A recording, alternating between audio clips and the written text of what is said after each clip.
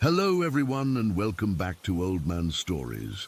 I'm aware that many of you use these videos to fall asleep, so before you doze off, I thought it would be a fun idea if each of you could leave a comment letting me know which part of the world you're listening from.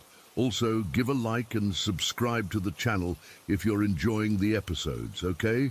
Let's get comfortable, relax, and begin. I never wanted to admit I was scared of my own home. Growing up, I always played it cool about the weird stuff that happened at our old place on Mulberry Street in the Elmwood district. It's been in my family since my great-grandparents bought it in the 40s. 80 years of history, and apparently 80 years of whatever the hell has been living alongside us. Last week was my final night in that house. I'm 16 now, and we're finally moving to one of those new developments across town. Mum says it's for better schools, but honestly, I think she's just as ready to leave as I am. As I was packing up my room, all the memories of the strange things I've experienced came flooding back, and I figured I should write them down before I try to forget them completely. I guess I should start with the worst thing that ever happened to me in that house. It was about 3 months ago. I was scrolling on my phone in bed, just normal teenage stuff, you know. It was probably around 11 at night, and I was getting sleepy. I remember because I had a math test the next day, and I kept telling myself just 5 more minutes before I'd put the phone down. My foot was hanging off the edge of the bed, not even dangling, just barely over the edge. Suddenly, I felt something cold wrap around my ankle. Not like a breeze or something brushing against me, like actual fingers gripping my skin. Before I could even process what was happening, whatever it was yanked me so hard I went flying off the bed, like my whole body was pulled to the floor, and my bed, this heavy wooden bed frame, slid halfway across the room. I screamed so loud my mum came running in. When she turned on the light, there was nothing there, of course. But my bed was definitely not where it had been, and I had carpet burns on my elbows from being dragged. Mom tried to calm me down, saying maybe I'd had a nightmare and kicked my way off the bed or something. But I was wide awake when it happened. And here's the thing. My dog Pepper refused to come into my room that night. He was whining outside my door earlier, but wouldn't cross the threshold no matter how much I called him. He knew something was in there. That wasn't even close to the first weird thing that happened in our house. Everyone who's ever lived there has a story. My brother Jake brought his girlfriend Alyssa over for dinner last year. She was helping me bring in some dishes from the backyard after we'd eaten outside. Suddenly she froze and went totally white. When I asked what was wrong, she pointed to the old oak tree and whispered, "Who's that woman?" I turned around and saw her. The lady in the Victorian dress we've all seen at some point. She was just standing there staring at us with this blank expression. I'd seen her before, but it was Alyssa's first time, and she nearly passed out. The weird thing is, the woman looks solid at first glance, not transparent or ghostly like in movies. But if you look directly at her for more than a few seconds, she starts to fade at the edges, like she's dissolving into the air. My first encounter with Victorian lady was when I was 12. I was taking clothes off the line in the backyard. Mum still insists on hanging things to dry when it's sunny, and I felt like someone was watching me. When I turned around, she was standing about 10 feet away, just observing. I dropped the laundry basket and ran inside, crying. Mum held me and said, "You met Grandma's lady friend, didn't you?" Like it was totally normal. That's how casual my family is about this stuff. We've lived with these things so long, they're almost like weird roommates. One night last winter, well, winter for tropical Australia, so it was still like 20 degrees, I came home exhausted from my shift at the mall. When I opened my bedroom door, it was like walking into a sauna. The air was thick and hot, and there was this overwhelming feeling of, I don't know how to describe it except bad vibes, like the air itself was angry. I was too tired for this supernatural BS, so I literally said out loud, "Yo, can you fuck off right now? It's not the time." And I swear to God, within seconds, the room cooled down to normal. The heavy feeling disappeared too. I think sometimes they just want acknowledgement. About a year ago, I was taking a shower around 11 at night. Everyone else was asleep. Mom always crashes by 8, and my little sister Mia is usually out by 9. While I was rinsing my hair, I heard my mom's laugh right outside the bathroom door. It's super distinctive, this kind of high-pitched giggle she does when she finds something really funny. I called out, "Mom?" No answer, just the sound of footsteps walking away toward the backyard. When I got out of the shower, I checked her room, and she was fast asleep. Had been for hours, according to her sleep tracker. While I was standing in the hallway confused, Pepper suddenly bolted downstairs, barking like crazy at something in the backyard. I looked out the window and saw nothing, but Pepper was going nuts, running back and forth along the fence like he was chasing someone. The next morning, there were muddy footprints on the patio that didn't match any of our shoes. Mia has had it rough too. When she was 7, she refused to sleep in her room because her toys would fly off the shelves at night. Not fall, fly. Like someone had picked them up and thrown them. Mum thought she was making it up until she saw it happen herself. A stuffed bear launched from the top shelf and hit the opposite wall with enough force to pop one of its button eyes off. Then there's the closet in the guest bedroom. Nobody likes sleeping in there because the closet door opens and closes throughout the night. It's not a light door either. It's this heavy wooden sliding thing that sticks half the time. You have to really pull to get it open normally. But at night, it slides open slowly, stays open for a few minutes, then slams shut. My cousin, Liam, stayed over once and pushed a dresser in front of it before going to sleep. In the morning, the dresser was moved and the closet door was wide open. Not all the spirits in our house are scary, though. When my grandpa died 2 years ago, I was devastated. We were super close. The night after his funeral, I was crying in bed when I felt someone sit on the edge of my mattress. I wasn't scared, I somehow knew it was him. Then I felt another presence in the room, gentler but just as familiar, even though I'd never met her in life. Somehow I knew it was my grandmother who died before I was born. I felt like she was telling me she'd been watching over me my whole life. It actually explained a lot, like how I survived falling out of a tree when I was 8 with barely a scratch. Or the time I almost stepped in front of a car, but felt something pull me back at the last second. Call me crazy, but I think my dead grandmother has been my guardian angel. The footsteps in the hallway became so routine that we stopped mentioning them. Every night around 3 in the morning, heavy steps would go from one end of the upstairs hallway to the other, then back again. We had the floors checked for loose boards, had the house inspected for structural issues. Nothing. Sometimes the steps would stop outside a bedroom door and just wait there for a while before moving on. Our old cat Mittens died when I was 9, but for years afterward, we could hear her meowing at the back door at her usual feeding time.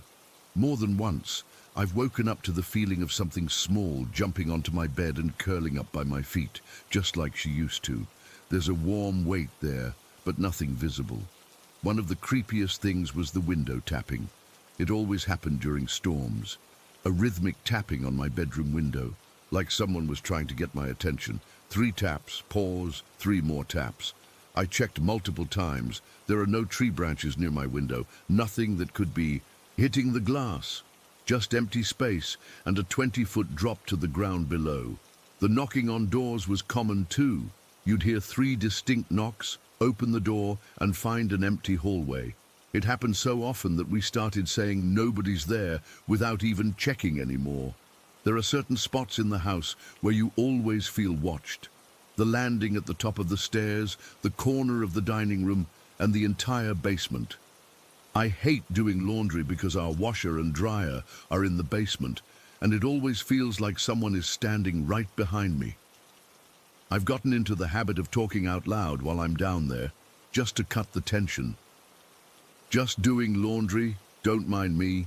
Please don't murder me, thanks. Last night, my final night in the house, I was lying in bed trying to sleep when I felt cold fingers intertwine with mine. Not gripping or pulling, just holding my hand. I didn't pull away. It didn't feel threatening, more like a goodbye. I whispered, "Are you coming with us to the new house?" The touch disappeared, and my room suddenly felt empty in a way it never had before. This morning, as we loaded the last boxes into the moving truck, I swear I saw the Victorian lady watching from the upstairs window of my empty bedroom. When I looked again, she was gone. I don't know if the spirits will follow us, or if they're bound to the house itself. Part of me hopes they stay behind, especially the foot-grabbing entity, but I might miss my grandmother's presence. The new owners are a young couple with a baby on the way. I wonder how long it'll take before they notice they're not alone. Should I have warned them? Probably. Did I? No. Some things you just have to experience for yourself. We drove away an hour ago. I keep checking my phone, half expecting to see phantom fingerprints appear on the screen or something. So far, nothing. But the day's not over yet. Story 2. I've never told this story to anyone outside my family. Even after 19 years, my hands are shaking as I type this. I'm not claiming to have answers for what happened that day, but I need to share it with people who might understand or have experienced something similar. This happened in the summer of 2004, when I was 14 years old. My family lived in a quiet suburban area outside Bergen, Norway. Our house was nothing special, just a typical two-story home with a finished basement that my sister Ingrid and I used as a hangout space. We had a TV down there, some old furniture, and it was where we'd go when we wanted privacy from our dad. My mum had passed away just 3 months before the incident. She fell down the basement stairs one evening while carrying laundry. I was at a friend's house, but Ingrid was home and heard the crash. By the time the ambulance arrived, Mom was already gone. She'd broken her neck in the fall and died instantly at the bottom of the stairs, right at the entrance to the basement. I still have nightmares about not being there. That summer was brutal. Dad was trying his best, but he was drowning in grief. Ingrid was 16 and basically took over running the household. She cooked, cleaned, and looked after me while also dealing with her own pain. We'd gotten closer after Mom died, spending hours talking in the basement, which might seem weird considering what happened there. But somehow, it felt right, like we were close to Mom in that space. On that day, July 11th, it was surprisingly warm, even for summer. The kind of day where the air feels thick and everything moves in slow motion. Dad was at work, and Ingrid and I were sitting on the old pull-out sofa in the basement. I remember we were talking about some stupid TV show, nothing important. The basement was pretty large for a Norwegian home, about 5 meters from the entrance to the back wall, and maybe 2 or 3 meters wide. The walls were painted this awful light blue color that Mum had always planned to change. I was facing the entrance, while Ingrid had her back to it. I remember every single detail of what happened next. Mid-sentence, I saw something form beside the doorway. At first, I thought it was a reflection or a trick of light, but then it became more solid. It was like a small ball of white light, maybe the size of a tennis ball, hovering about a meter off the ground. I stopped talking and just stared at it. "What?" Ingrid asked, but I couldn't answer. The light started growing, stretching both upward and downward, until it reached from floor to ceiling. It wasn't like any light I'd ever seen. It was bright white, but not blinding, more like luminous. And it had this weird texture to it, almost like it was vibrating or pulsing. Then the sound started. It's so hard to describe, but it was this high-pitched noise that started low and kept rising like something powering up. Not mechanical exactly, more like electrical, but not like any electrical sound I'd heard before. It made the hairs on my arms stand up, and I could feel it in my teeth, like when you bite on aluminum foil. The whole thing lasted maybe 10 seconds, but it felt like an eternity. The light kept stretching and changing shape slightly, always maintaining contact with both the floor and ceiling. It looked like a doorway, or a tear in the air itself. That's why I've always thought of it as a portal, though I know how crazy that sounds. "Do you see that?" I finally managed to whisper. Ingrid turned around and gasped. She jumped off the sofa and backed up against the wall. I'll never forget the look on her face, pure shock. Then, as suddenly as it appeared, the light collapsed in on itself and vanished. The sound stopped too, leaving us in complete silence except for our breathing. "What the fuck was that?" Ingrid said. She never swore, so I knew she was really freaked out. "You saw it, too?" I asked, relief washing over me that I wasn't hallucinating. We both approached the spot carefully. There was nothing there, no marks on the wall, no burn spots on the carpet, nothing to indicate what we'd just witnessed. I touched the wall, and it was completely normal, not even warm. The strangest part was the location. The light had appeared exactly where Mom had died, right beside the doorway at the bottom of the stairs, the exact spot where they found her. We ran upstairs and stayed in the kitchen until Dad got home. When we told him what happened, he looked worried but tried to rationalize it. Maybe it was ball lightning, but the sky was clear blue that day. No storms for weeks. Electrical issue. But it wasn't near any outlets or fixtures. It had appeared in mid-air, reflection from a passing car. But we couldn't see the street from the basement, and the windows were tiny and high up on the walls. For weeks afterward, I couldn't go into the basement alone. Ingrid was braver. She'd go down there but would always stop and stare at that spot by the doorway. We never saw anything like it again. But sometimes when I was alone in the house, I'd hear that same high-pitched sound starting up, only to stop after a few seconds. Maybe it was just my imagination, or maybe something was trying to come through again but couldn't quite make it. We never moved out of that house. Dad still lives there today. Ingrid and I both moved away for university years ago. She doesn't like talking about what happened, but I know she remembers it exactly as I do. She's become super scientific and logical as an adult, studying physics and working in engineering. Sometimes I wonder if what we saw that day influenced her career choice. As for me, I've spent countless hours researching similar phenomena. I've gone down every rabbit hole on the internet, looking for experiences that match ours.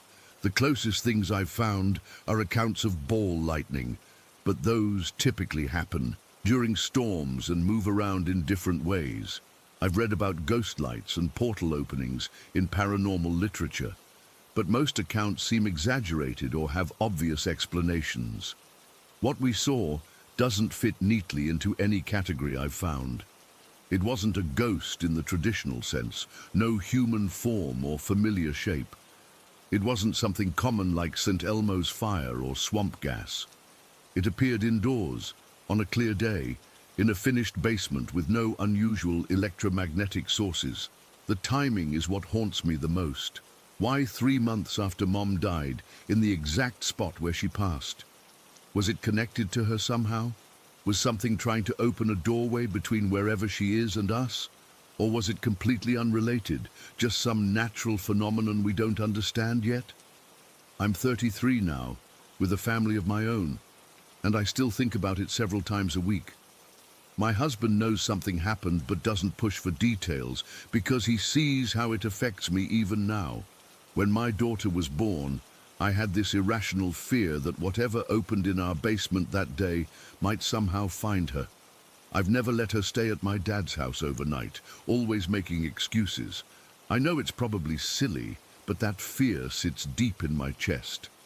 Last year, I finally worked up the courage to install a camera in Dad's basement, pointing at that spot. He thinks it's for security purposes, and I haven't told him the real reason. So far, nothing unusual has appeared on the footage, but I check it religiously every morning. The hardest part is not having answers. Science can't explain what we saw, religion doesn't quite cover it, and paranormal researchers would probably just sensationalize it. So it sits there in my memory, this unexplainable moment that challenges everything I thought I knew about reality. I still have dreams about it, not nightmares exactly, but intense dreams where I'm standing in front of that light again, only this time I step through it. I always wake up before I see what's on the other side. Part of me wonders if I should have tried to touch it or communicate with it somehow. Another part is relieved we just stayed frozen in place until it disappeared. If anyone here has experienced something similar, please let me know. I've carried this alone for too long, and while my sister witnessed it too, she's chosen to lock it away in some compartment of her mind. I need to know if others have seen portals or doorways like this, especially ones connected to places where loved ones have died. I need to know if I'm crazy or if there really are things in this world that we can't explain, things that might connect us to whatever comes after this life. And sometimes, in my weakest moments, I wonder what would have happened if I had been brave enough to step into that light. Would I have found my mom on the other side, or something else entirely? Story 3. I've never really told this story to many people, partly because I don't think they'd believe me, and partly because even after all these years, it still freaks me out to talk about it. But I need to get this off my chest, and maybe someone here has experienced something similar. When I was 4, my family moved to Oak Ridge, into my dad's childhood home. It was this modest 3-bedroom house on a quiet street, nothing special or creepy looking from the outside, just a normal family home with beige siding, a small front yard, and a slightly bigger backyard with an old swing set. The kind of place that wouldn't stand out in any way. From the beginning, though, something felt off. I can't explain it well because I was so young, but I remember feeling uncomfortable in certain parts of the house. I wasn't a scaredy cat kid. I actually loved horror movies and ghost stories, but there was something about my parents' bedroom that always made the hair on my arms stand up. It wasn't anything dramatic like cold spots or weird noises. It was more like a feeling of being watched. I avoided going in there whenever possible. When my mom would ask me to grab something from her room, I'd rush in and out as quickly as possible, always feeling like someone was standing right behind me. My parents never seemed to notice anything weird, and my little brother, who came along 2 years after we moved in, didn't either. Life went on normally, and I mostly got used to the strange vibes. I wrote it off as just being a kid with an overactive imagination. Fast forward to when I was in high school. I was 16, home alone one afternoon, while my parents took my brother to his baseball practice. It was around 5 in the evening, still daylight outside. I was in my bedroom doing homework, sitting at my desk, which faced the hallway. I heard the front door open, which wasn't unusual. My parents often came back separately if one of them had errands to run. I glanced up from my textbook and saw my mom walk past my doorway toward her bedroom. She was wearing her blue work jacket and had her purse over her shoulder. She looked directly at me as she passed by, making eye contact. The weird thing was, she looked angry, really angry. Her face was tight, her eyebrows furrowed. I immediately started mentally scanning what I might have done wrong. Had I forgotten to do some chore? Was there a test I bombed that she'd found out about? She didn't say anything, just gave me this look, and then motioned with her hand for me to come to her room. You know that gesture parents make when they're mad? That "come here right now" motion? That's what she did. I felt my stomach drop. I got up from my desk and followed her down the hallway to their bedroom, racking my brain for what I could possibly be in trouble for. When I got to their doorway, I stopped. The room was empty. "Mom!" I called out, confused. No answer. I figured she must have gone into their bathroom, so I waited a few seconds, then knocked on the bathroom door. "Mom, did you need something?" Silence. I tried the bathroom door. It was unlocked, and the bathroom was empty. Now I was getting confused and a little worried.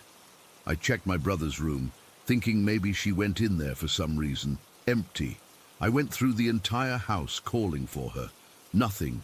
Her car wasn't even in the driveway. I was home alone, just like I had been before. Completely freaked out, I grabbed my phone and called her. She answered on the third ring. "Hey, honey, everything okay?" Her voice was normal, casual, no trace of the anger I'd just seen on her face. "Where are you?" I asked, my voice shaking a little. "I'm at Aunt Carol's, remember? I dropped your brother and dad at practice and came over to help her organize her garage. I've been here for over an hour." My blood went cold. I made up some excuse about forgetting and hung up. I sat on the couch in the living room until my dad and brother got home, refusing to go back to my room alone. I didn't tell anyone what happened. What would I even say? I saw Mom, but it wasn't really Mom. I convinced myself I must have been studying too hard, maybe dozed off and dreamed it. But deep down, I knew I had been wide awake. About a year later, something even more terrifying happened. It was the middle of summer, and my air conditioner broke. My room was like an oven, completely unbearable to sleep in. My parents let me crash in their room for the night since they had central air. They pushed their king bed against one wall and put a twin mattress on the floor for me, perpendicular to their bed. I went to bed before them around 10:30. I was lying on the mattress scrolling through my phone when my parents came in to go to sleep. They did their usual routine, brushing teeth, changing into pajamas, my dad setting the alarm clock before turning off the lights and getting into bed. I put my phone down and tried to fall asleep, but I was having trouble. Not because I was uncomfortable, but because of that old feeling, the one I'd had since I was little. That sense of being watched was stronger than ever. I must have been lying there for about an hour when I heard movement in the kitchen. Our house had a layout where, from my parents' bedroom doorway, you could see straight down the hall into part of the kitchen. From where I was lying on the mattress, I had a clear view through the doorway. I saw someone walk from the kitchen toward the bathroom. It was my mom. I could make out her silhouette in the dim light coming from the nightlight in the hallway. She was wearing her usual sleep t-shirt. I figured she'd gotten up to get water or something and was now heading to the bathroom. I waited for her to come back to bed. 5 minutes passed. 10. I started to wonder if she was okay. Maybe she wasn't feeling well. Then I rolled over to see if my dad was awake and noticed two shapes in the bed. Both my parents were still asleep. My mom hadn't gotten up at all. My entire body went rigid with fear. I squeezed my eyes shut, trying to convince myself I was seeing things. I was so terrified I couldn't even scream. I just lay there, eyes closed, trying not to breathe too loudly. Then I felt it. Something stepped onto my mattress near my feet. The mattress dipped under the weight. I thought maybe my dad had gotten up to use the bathroom and was trying to step over me in the dark. I automatically pulled my legs up to give him space to pass. But whatever it was didn't move. It just stood there, on my mattress, at the foot of my makeshift bed. I could feel the weight pressing down, could feel the slight movements as it balanced there, but it didn't take another step. I lay there, curled up, for what felt like an eternity. Finally, I couldn't take it anymore and opened my eyes. I saw a figure in a white t-shirt walking out of the room. It looked exactly like my mom from behind. Same height, same hair length, same walk. But I could still hear my actual mom breathing in her sleep just a few feet away from me. I watched, paralyzed, as this thing that looked like my mom disappeared down the hallway. Then I shot up and turned on the bedside lamp. My parents both startled awake. "Elena, what the hell?" my dad mumbled, shielding his eyes from the sudden light. "There was someone in here," I said, my voice barely a whisper. "Someone that looked like Mom just walked out." They both looked at me like I was crazy. My mom had been asleep the whole time. My dad checked the entire house, but of course found nothing. No doors or windows were open. Nothing was missing. There was no sign anyone had been there. That night, as I sat shaking on the living room couch, refusing to go back to sleep, I finally connected the dots. The thing I saw a year before that looked like my angry mom wasn't her at all. And the thing that had stood on my mattress tonight wasn't my dad. Something in that house could look like my parents. It had been watching us long enough to perfectly mimic them, the way they walked, their expressions, even the clothes they wore. It knew our routines, our behaviors. It knew exactly how to appear familiar. The most terrifying part isn't that I saw these things, it's that I realized they must have been there all along, watching us, learning how to be us. How many times had I spoken to my mom or my dad when it wasn't really them? How many times had I been alone with something pretending to be my family? I'm in college now, living in a dorm, and I make excuses not to go home for breaks. I can't bring myself to tell my parents the full truth about why. They still live in that house, and as far as I know, they've never experienced anything unusual.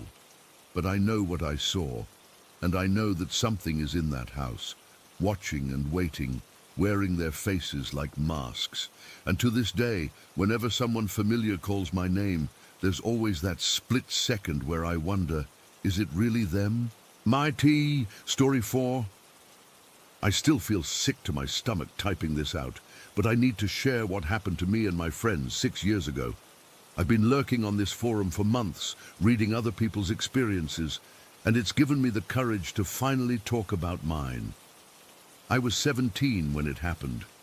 Me, Jake, and Tyler had been friends since middle school, and we used to hang out almost every weekend at Tyler's place because his parents were pretty chill about us coming and going. Tyler lived on the outskirts of Blackwood, which is this small town surrounded by dense forest in the Pacific Northwest. That summer, a logging company had cleared a huge section of the woods about a mile from Tyler's house. We'd walk out there sometimes during the day just to mess around, climb on fallen logs, and do stupid teenage boy stuff. But we'd never gone at night until that evening in August. It was around 9:30 when we got bored playing video games. Tyler suggested we walk out to the logging area since it was a clear night and there was supposed to be a meteor shower. Jake and I agreed because, well, what else were we going to do in Blackwood on a Saturday night? The air was unusually still as we headed out. Normally there's this constant breeze that rustles through the trees, but that night it was dead silent. We followed the road that runs alongside the forest, using our phone flashlights because there weren't any streetlights once you got past the last few houses. We'd been walking for maybe 20 minutes when I noticed this weird orange glow coming from deep in the woods. It wasn't like a campfire, more like a dim, pulsing light that didn't seem to flicker like flames would. "You guys see that?" I asked, pointing toward the light. Jake squinted. "Yeah, what is that? Someone camping?" Tyler shook his head. "Nobody camps out here. The ground's all torn up from the logging equipment." We stood there debating what it could be until curiosity got the better of us.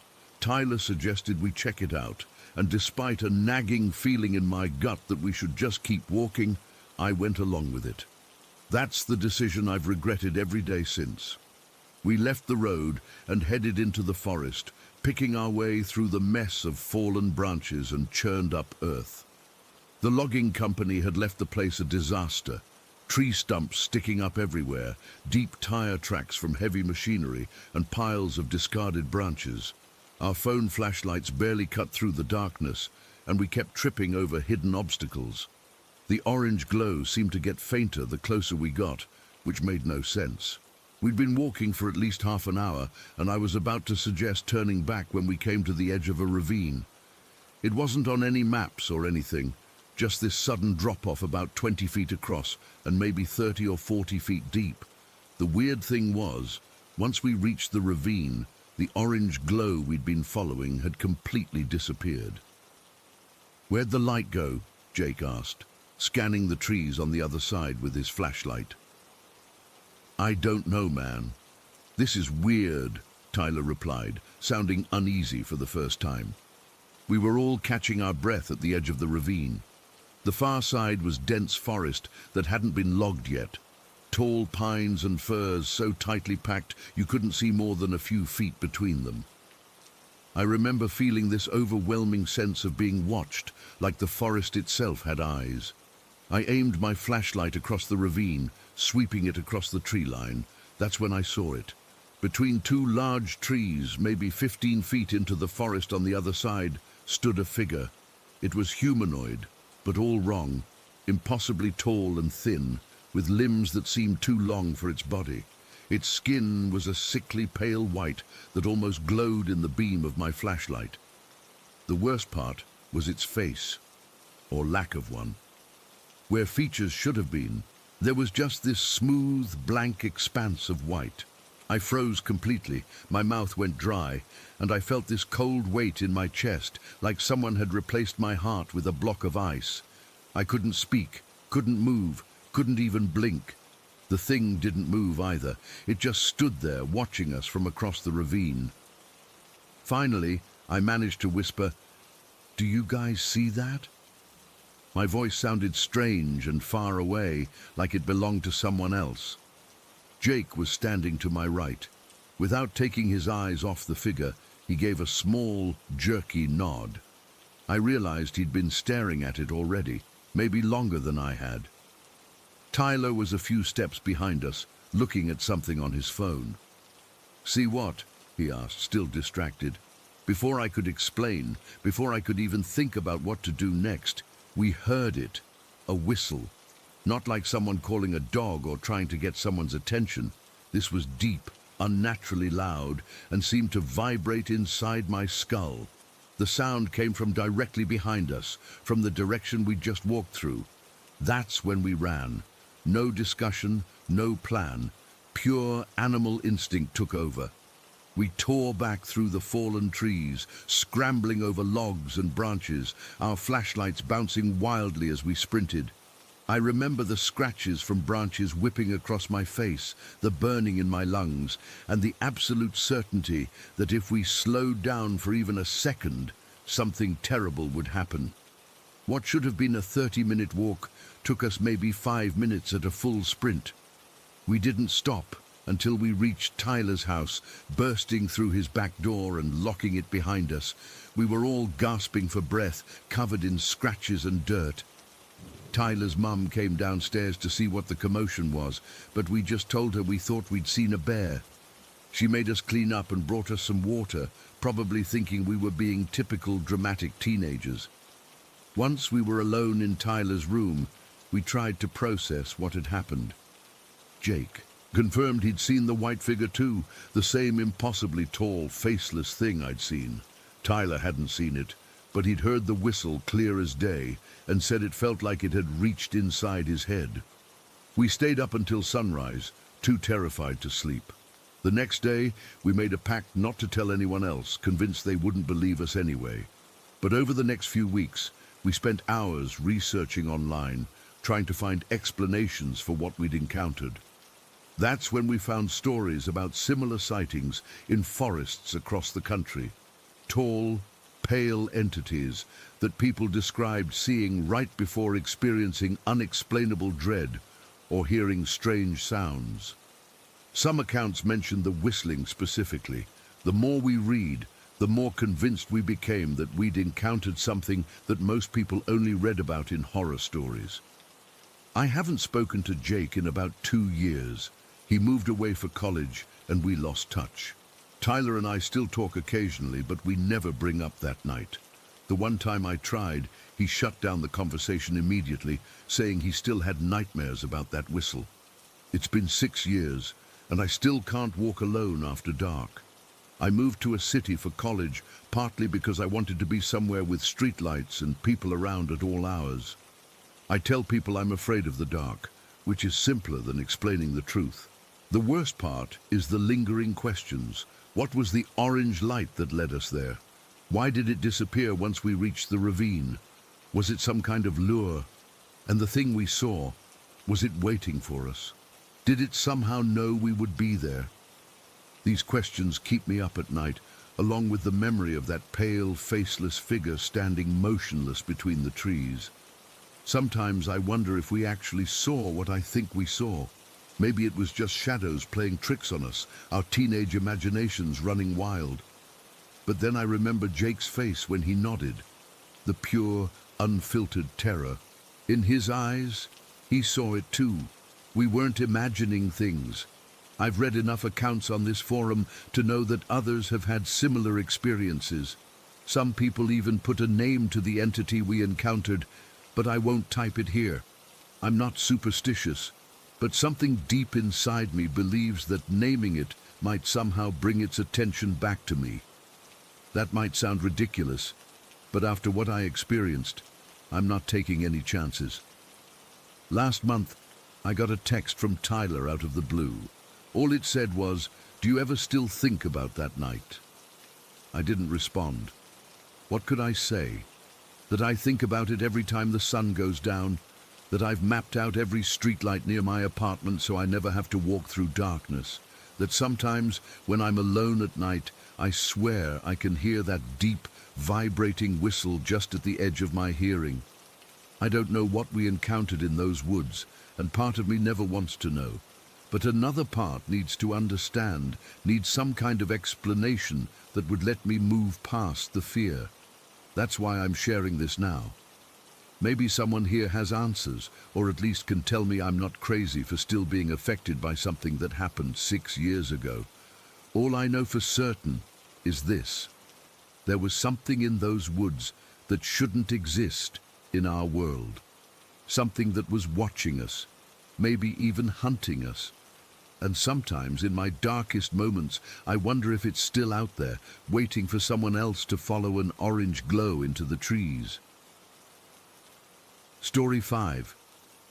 I still get goosebumps thinking about what happened that night. It's been over 6 months, but I can't shake the memory of it. I've tried talking to my friends about it, but most of them just want to forget. Maybe writing it down will help me process what we experienced. It was supposed to be a fun weekend. My buddy Jake was turning 25, and we'd rented this Airbnb in Harborview for his birthday celebration. Nothing fancy, just a second-floor apartment in a regular building about 3 blocks from the beach. The listing had decent reviews, and the price was right for our budget. There were 8 of us total: me, Alex, Jake, his girlfriend Mia, my friend Taylor, and 4 others from our college group. We arrived Friday afternoon on December 15th. The place was exactly what you'd expect. A bit worn around the edges, but clean enough.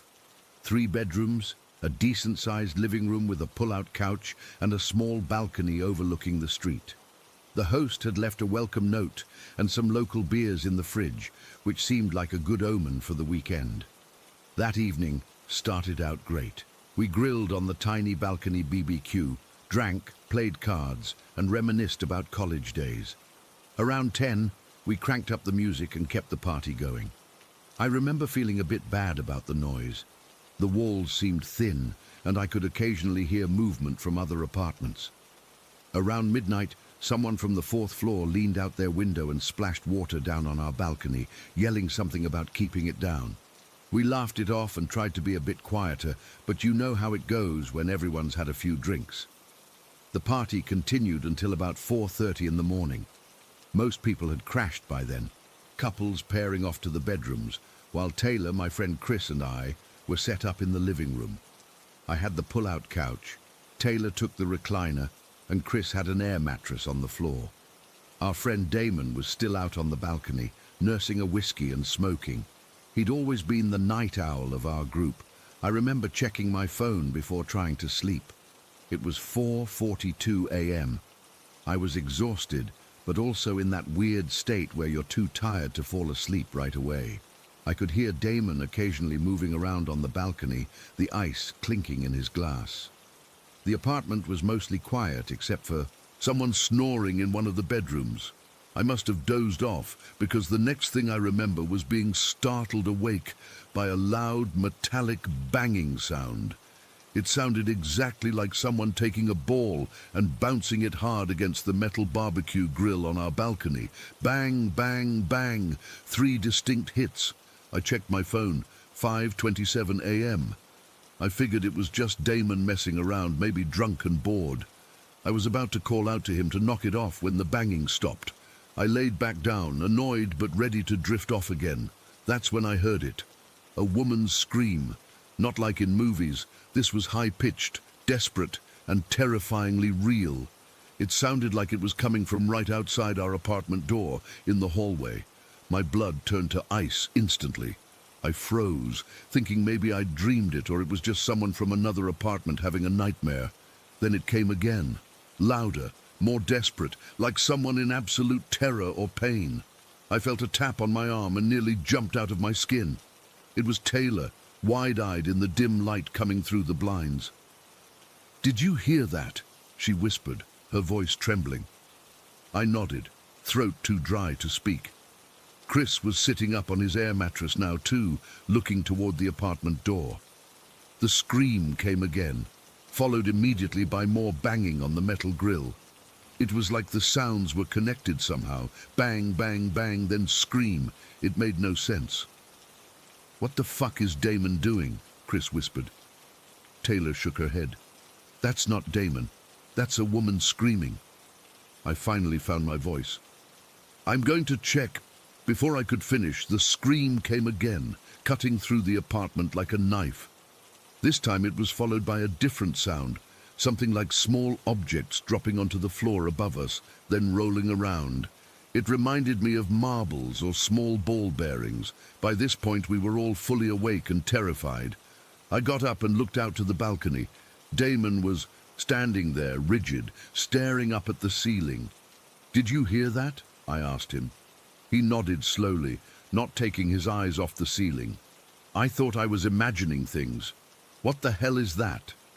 The four of us stood there in the living room, listening. The apartment was dead quiet for maybe 30 seconds, then more marble dropping sounds from above, followed by what sounded like something heavy being dragged across the floor. "We need to wake the others," Taylor said. I nodded, and we split up. Taylor went to get Mia and the other girls from the back bedroom, while Chris and I went to wake up Jake and Tom in the other room. Within minutes, all 8 of us were huddled in the living room. The girls were visibly shaken, and honestly, none of us guys were doing much better. I remember Jake suggesting we call the police, but Tom argued against it. "And tell them what? That we heard weird noises. They'll think we're just drunk college kids causing trouble. Maybe someone's being hurt," Mia suggested, her voice barely above a whisper. "That screaming. It sounded like someone in pain." I tried to think logically. If someone was being hurt upstairs, wouldn't we have heard people walking around first? We've been hearing every footstep from that apartment all night, but there was nothing before the screaming started. That's when we realized something even more disturbing. The screams seemed to be coming from our floor, right outside our door in the hallway, while the marble sounds and dragging were definitely from above us. "What about those people who splashed water on us earlier?" Chris suggested. "Maybe they're messing with us for being loud." Jake shook his head. "They're on the 4th floor. There's another apartment between us and them." "Is there even anyone living on the 3rd floor?" Taylor asked. "I haven't seen any lights on up there since we arrived." We all fell silent, listening. The marble sounds continued, faint but unmistakable, dropping and rolling across the ceiling every few minutes. The screaming had stopped, but the banging on the metal grills started again, 3 hits in quick succession. Damon, who'd been unusually quiet, suddenly spoke up. "My grandmother used to tell me that in old Chinese culture, they would put marbles on the floor of a house they thought had negative energy. If the marbles moved on their own, it meant there was something supernatural present." Under normal circumstances, we would have laughed at this, but in that moment, with those sounds continuing above us, no one was laughing. "Should we go check upstairs?" Tom suggested, though he didn't sound eager to do so. Before anyone could answer, the screaming started again, 3 distinct screams, each one more desperate than the last. They sounded so close, like whoever was screaming was standing right outside our door. "I'm calling the police," Jake said, grabbing his phone. "This isn't normal." While Jake was on the phone with emergency services, trying to explain our situation without sounding like we were hallucinating, the rest of us huddled together in the living room. The marble sounds continued intermittently, and now we could hear what sounded like footsteps pacing back and forth above us. "They're sending someone to check it out," Jake said after hanging up. "They said it'll be about 20 minutes. Those were the longest 20 minutes of my life. We sat in that living room, jumping at every sound. The screaming had stopped, but the marble noises continued, along with occasional banging on the metal grill outside. None of us dared to go out on the balcony anymore. At around 6:15 in the morning, there was a knock at our door. We all froze, staring at each other.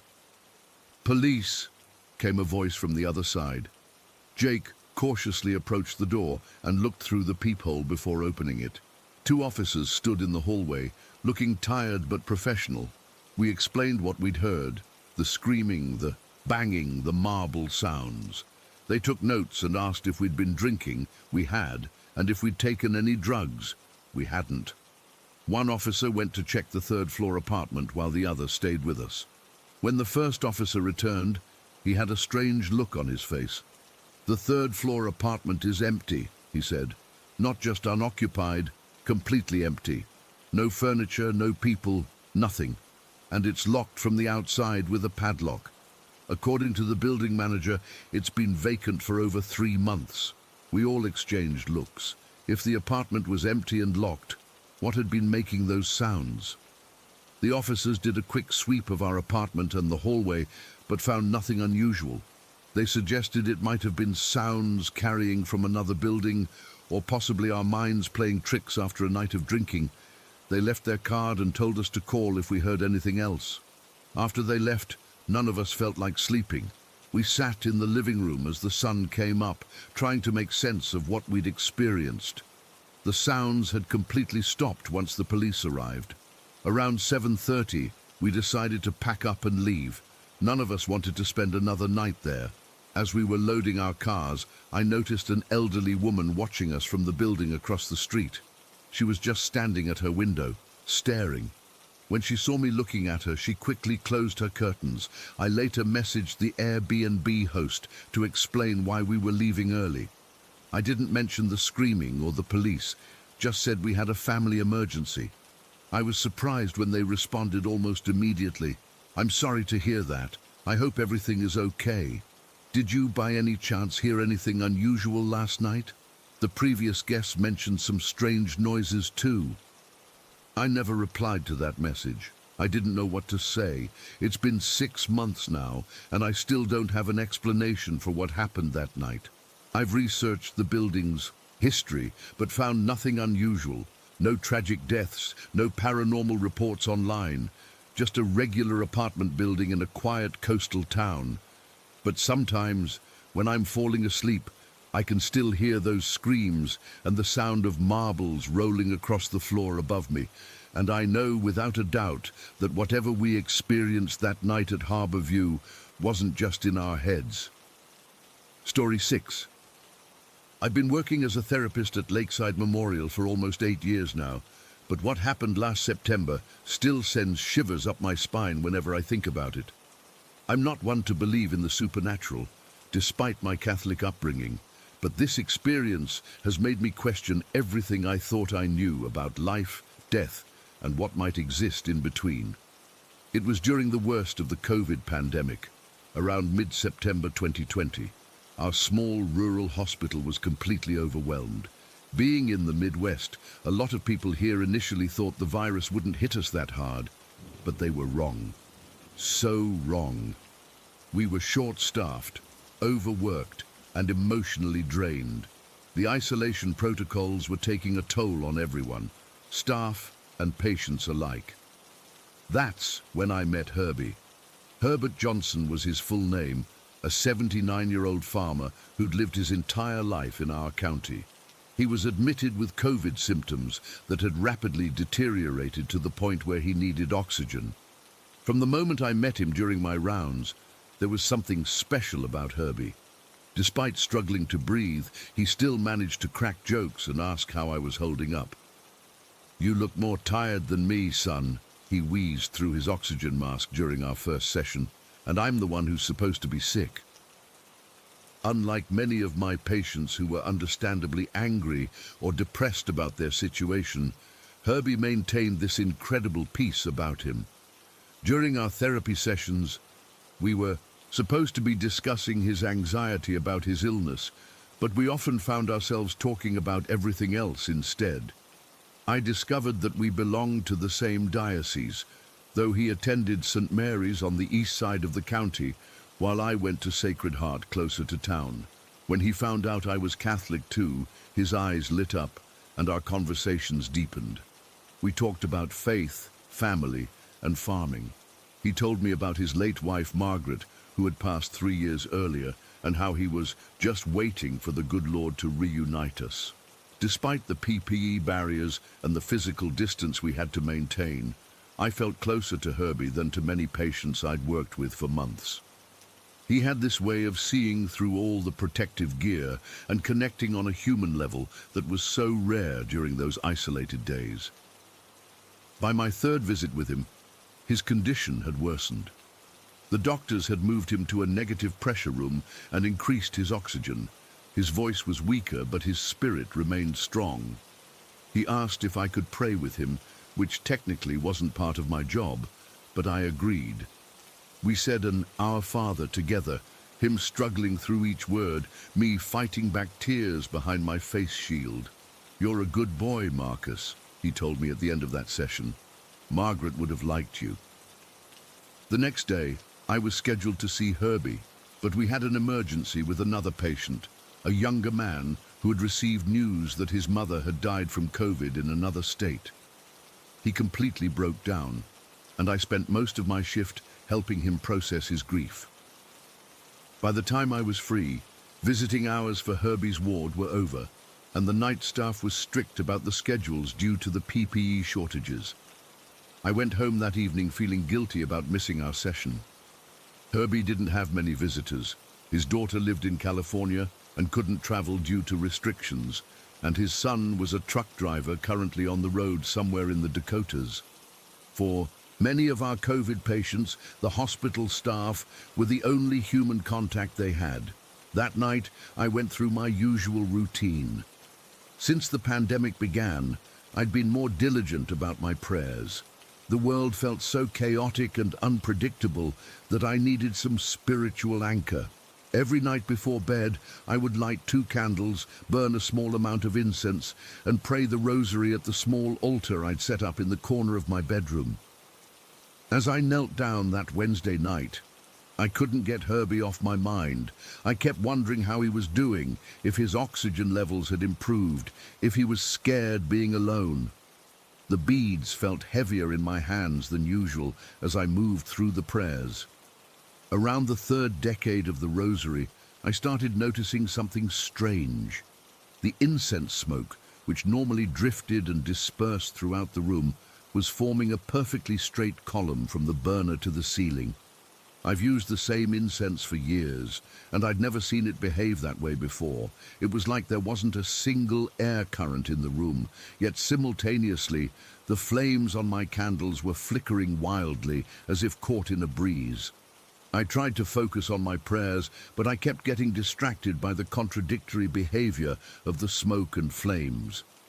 The room also felt suddenly colder, which made no sense because September in the Midwest is still quite warm, and my ancient apartment heating had been acting up, making my place typically stuffy. I pushed through my discomfort and finished the rosary, making a special intention for Herbie's recovery. As I was putting away my rosary beads, I heard a sound from across the room that I still can't properly describe. It was like a guttural exhale, but deeper than any human voice could produce. It wasn't particularly loud, but in the silence of my apartment at nearly 1 in the morning, it froze me in place. "Hello?" I called out, feeling foolish even as I said it. I live alone in a secure building. There was no way someone else was in my apartment.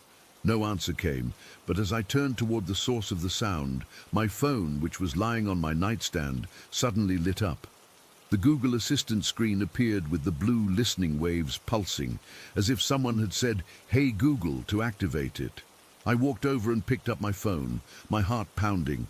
The time displayed was 1:17 a.m. I hadn't touched the phone, hadn't spoken the wake word, and was nowhere near it when it activated. I checked my Google activity later, and there was no record of what triggered it or any command given.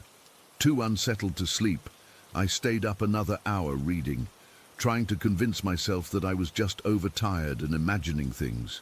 I finally drifted off around 2:30, leaving my bedside lamp on like a child, afraid of the dark. The next morning, I arrived at the hospital earlier than usual. The first thing I did was check on Herbie's status. The night nurse gave me a sad look before I even reached the station. "I'm sorry, Marcus. Mr. Johnson passed away last night." My stomach dropped. "When?" I managed to ask. She checked the chart. Time of death was recorded as 1:12 a.m. 1:12 a.m. 5 minutes before my phone mysteriously activated. I felt lightheaded and had to sit down. The nurse probably thought I was just upset about losing a patient, which was partly true. Herbie had gotten under my skin in the short time I'd known him, but what really shook me was the timing and those strange occurrences in my apartment last night. Later that day, I spoke with one of our chaplains who had been working closely with the COVID unit. I casually asked about last rites and how they were handling them with all the restrictions. "That's been one of the hardest parts," he confessed, looking worn down. "So many patients have requested it, but with the visitor restrictions, we haven't been able to bring in priests from outside. I've been doing what I can, but it's not the same as having a proper sacrament." "Did Herbie, Mr. Johnson, ask for last rites?" I inquired, trying to keep my voice steady. The chaplain nodded sadly. "He asked several times, but his condition deteriorated so quickly yesterday afternoon that by the time I could make arrangements, it was too late." I didn't tell the chaplain about what happened in my apartment. How could I explain it without sounding completely unhinged? But as the days passed, I couldn't stop thinking about it. Herbie died without receiving the last rites that were so important to him. He died alone, without family, without the spiritual comfort he had sought. And at almost the exact moment of his passing, something inexplicable happened in my home during my prayers. I've replayed that night in my mind hundreds of times since then. The straight column of incense smoke, the wildly flickering candles, the unexplainable sound, and my phone activating at 1:17 a.m., just 5 minutes after Herbie's time of death. 5 minutes that, according to some Catholic traditions, represent the soul's journey after death. Was it Herbie reaching out? Was he seeking some connection, some comfort in his final moments from someone who shared his faith? Was he trying to tell me something? I don't have answers, just questions that keep me up at night. Since then, I've been even more attentive to my patients, especially those facing the end alone. I've started saying silent prayers for each of them, regardless of their faith or lack thereof.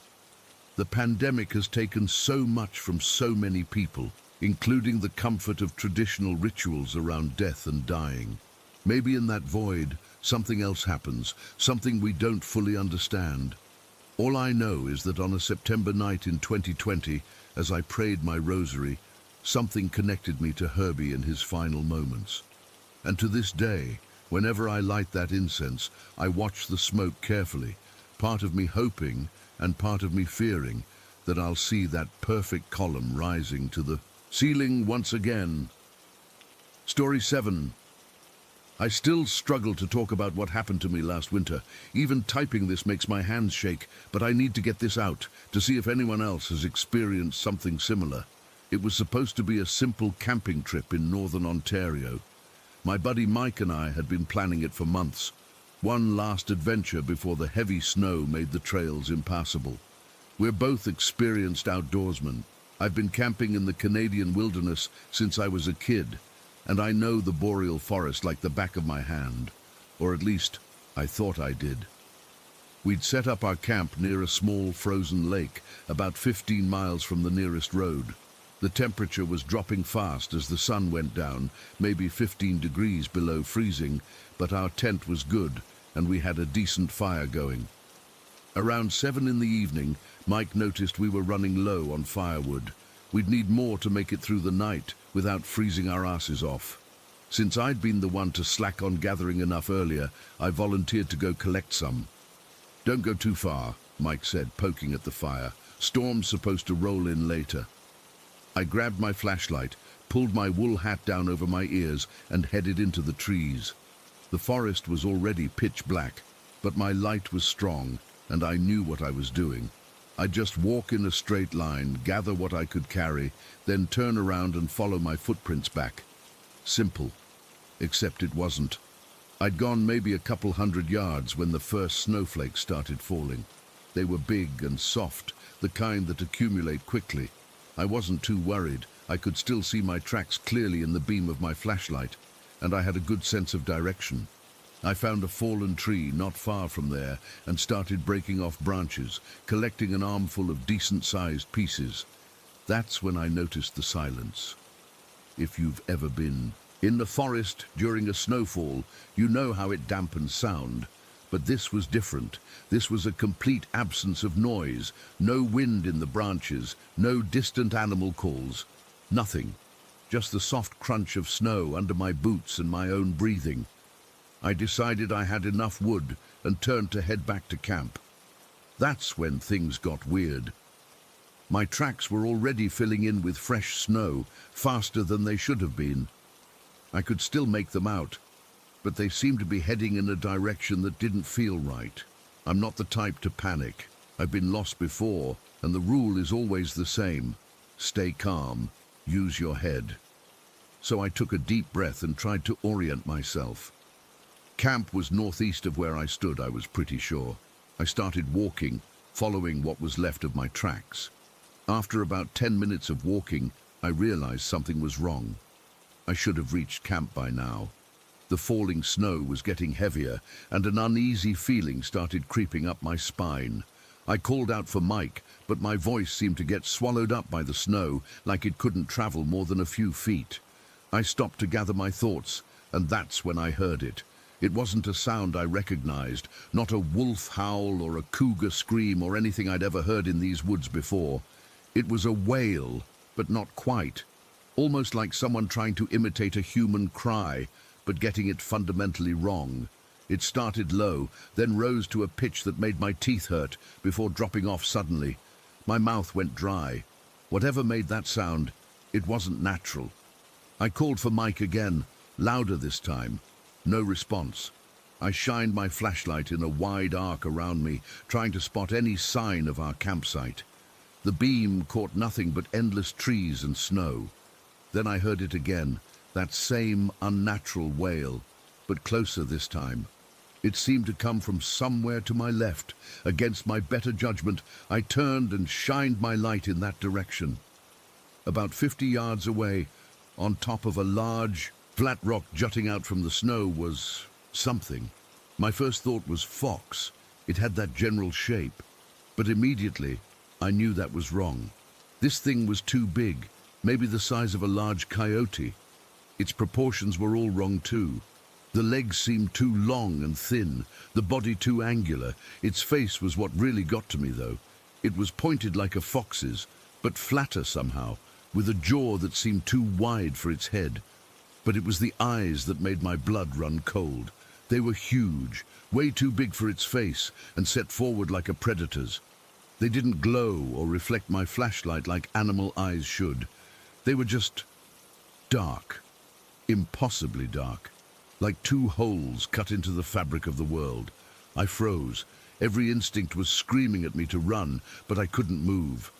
We just stared at each other across the snow-filled space. I tried to scare it off. "Hey!" I shouted, waving my free arm. The creature didn't flinch, didn't blink, just watched me with those awful eyes. "Go on, get out of here!" I yelled, stomping my foot in the snow. Nothing. No reaction at all. I don't know how long we stood there looking at each other. It could have been seconds or minutes. Time felt strange, stretched out like taffy. The snow kept falling, but I couldn't feel the cold anymore. Then I noticed something else. As I looked into those eyes, a feeling washed over me. Not fear, I was already terrified, but a profound sadness. A grief so deep it felt like my chest was caving in.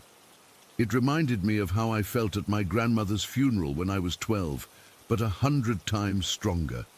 It was like every sad moment of my life was happening all at once, and I knew somehow that it was coming from that thing, that it was doing this to me, taking my emotions and amplifying them, or maybe feeding on them.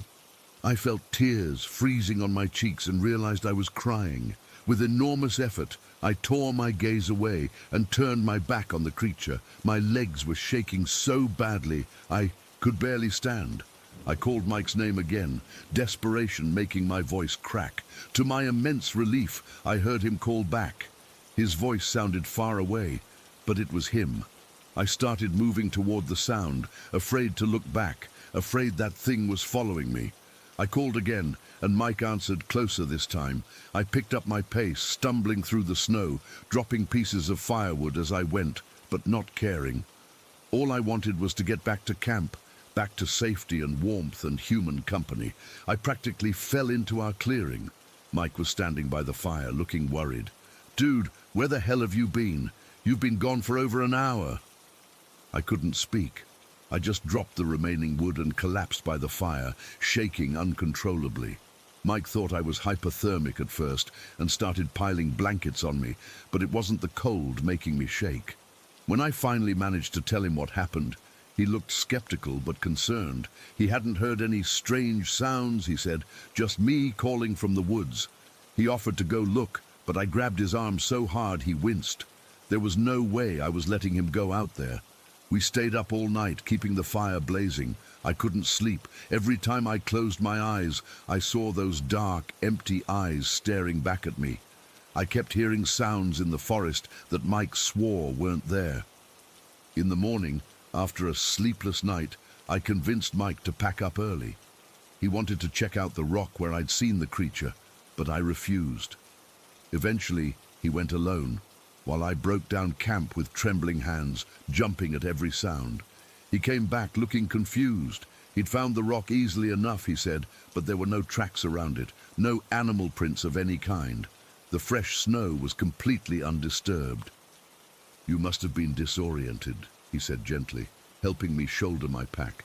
"Maybe it was just a regular fox, and the darkness and snow made it look weird." I didn't argue with him. What was the point? I knew what I saw. More importantly, I knew what I felt. We hiked out that day, mostly in silence. I couldn't shake the feeling that we were being watched the entire time, though Mike saw nothing unusual. It's been 8 months now. I haven't been camping since. I can't bring myself to go back into the woods, even in daylight, even in summer. I've tried to rationalize what happened. Stress, exhaustion, maybe even mild hypothermia playing tricks on my mind. But deep down, I know better. Whatever I encountered that night wasn't natural. It wasn't just a fox or a wolf or any normal forest creature. It was something else. Something that doesn't belong in our world, or at least in the parts of it we normally see. The worst part isn't the fear, though. It's the feeling that stayed with me since that night. The best way I can describe it is that it feels like something was taken from me. Not physically, but emotionally, spiritually. I don't know the right word. There's just this empty space inside me now that wasn't there before. Like that thing reached inside and took a piece of me back to wherever it came from. Sometimes I wake up at night and swear I can hear that wailing sound, even though I live in the city now, miles from any forest. And in those moments between sleep and waking, I feel those eyes on me again, watching, assessing, feeding. I don't know what it was. Some kind of forest spirit, a creature from another dimension, something that evolved in the deepest parts of the wilderness, away from human eyes. All I know is that for those few minutes, standing in that snowy forest, I wasn't entirely on Earth anymore. I was somewhere in between, somewhere that thing calls home, and it recognized me as an intruder. I'm writing this because I need to know if anyone else has experienced something similar. If anyone else has seen those eyes, felt that overwhelming sadness, that sense of something being taken. Because if it's real, if that thing is really out there in the northern forests, people need to know. And if it's not real, if it was all in my head, well, that might actually be worse. Because 8 months later, I still feel those eyes watching me, and I don't think they're ever going to stop. Story 8. I still can't explain what happened during my time at Capital City Theatre. It's been 17 years, and I still get goosebumps thinking about it. I don't usually share this stuff, but after seeing similar experiences online, I figured maybe writing it down might help me process it. I started working as a protective service officer at Capital City Theatre in Salt Lake City back in 2006. I was 23, needed steady work, and the night shift paid well. The theatre itself was this massive structure from the early 1900s, all ornate moldings, red velvet seats, and that distinct smell old buildings have, like dust and wood polish mixed together. On my first day, I met Morgan Matthews, this 40-something guy who'd been working security there for about 5 years. Morgan was serious, not the type to joke around or make small talk. He had this permanent crease between his eyebrows, like he was always concentrating on something important. "Listen, Dave," he said during our first walkthrough. "This place has protocols. We do 2 full inspections each night, one at 10 p.m. and another at 2 a.m. We check every single room, make sure doors are locked, lights are off. No exceptions." I remember thinking he was being overly strict, but I needed the job, so I just nodded and followed him around.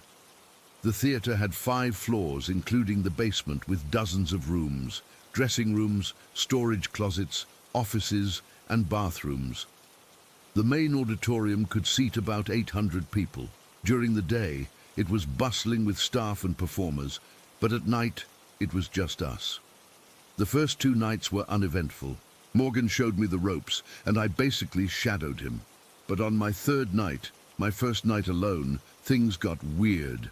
I was on the 3rd floor doing my 10 p.m. rounds. I'd just finished checking the bathrooms at the end of the hallway.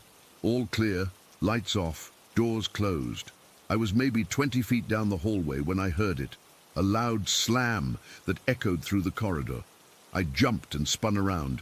The bathroom door I'd just closed was now wide open. My first thought was that I hadn't closed it properly, so I walked back, checked inside, empty, and closed it again, making sure it latched.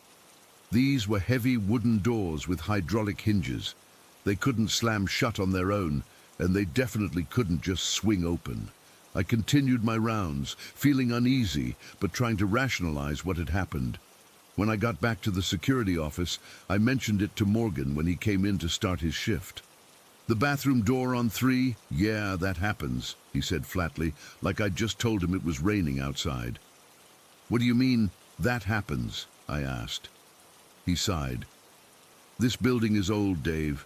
Things happen that we can't explain. You'll get used to it." But I didn't get used to it. 2 nights later, I was doing my 2 a.m. inspection. I'd just finished the 2nd floor, checking all 12 rooms, turning off lights, closing doors. I went up to the 3rd floor, did my checks there, then came back down to grab my clipboard from the 2nd floor landing. When I got there, every single door on the 2nd floor was open, and every light was on. My heart practically stopped. I knew. I had closed those doors and turned off those lights less than 15 minutes earlier. I radioed Morgan, who was checking the basement. "Morgan, someone's on the 2nd floor. All the doors are open." He came up immediately, and we did a sweep together. No one. Nothing disturbed, just open doors and lights that shouldn't have been on. "You sure you closed them all?" he asked, eyeing me. "Positive. I checked each one twice. It's my job, man." He nodded slowly. "I believe you." That's when he told me about his own experiences. About 3 months earlier, he'd been doing his rounds when he heard whispering coming from the stairwell leading to the basement. He followed the sound, thinking someone had broken in, but when he got to the basement, there was no one there. just this overwhelming smell of smoke, like something was burning. He checked everywhere but found nothing. No fire, no smoke, just the smell. The next day, I talked to Janet, an accountant who worked in one of the offices during the day. She'd been there for 15 years and had plenty of stories.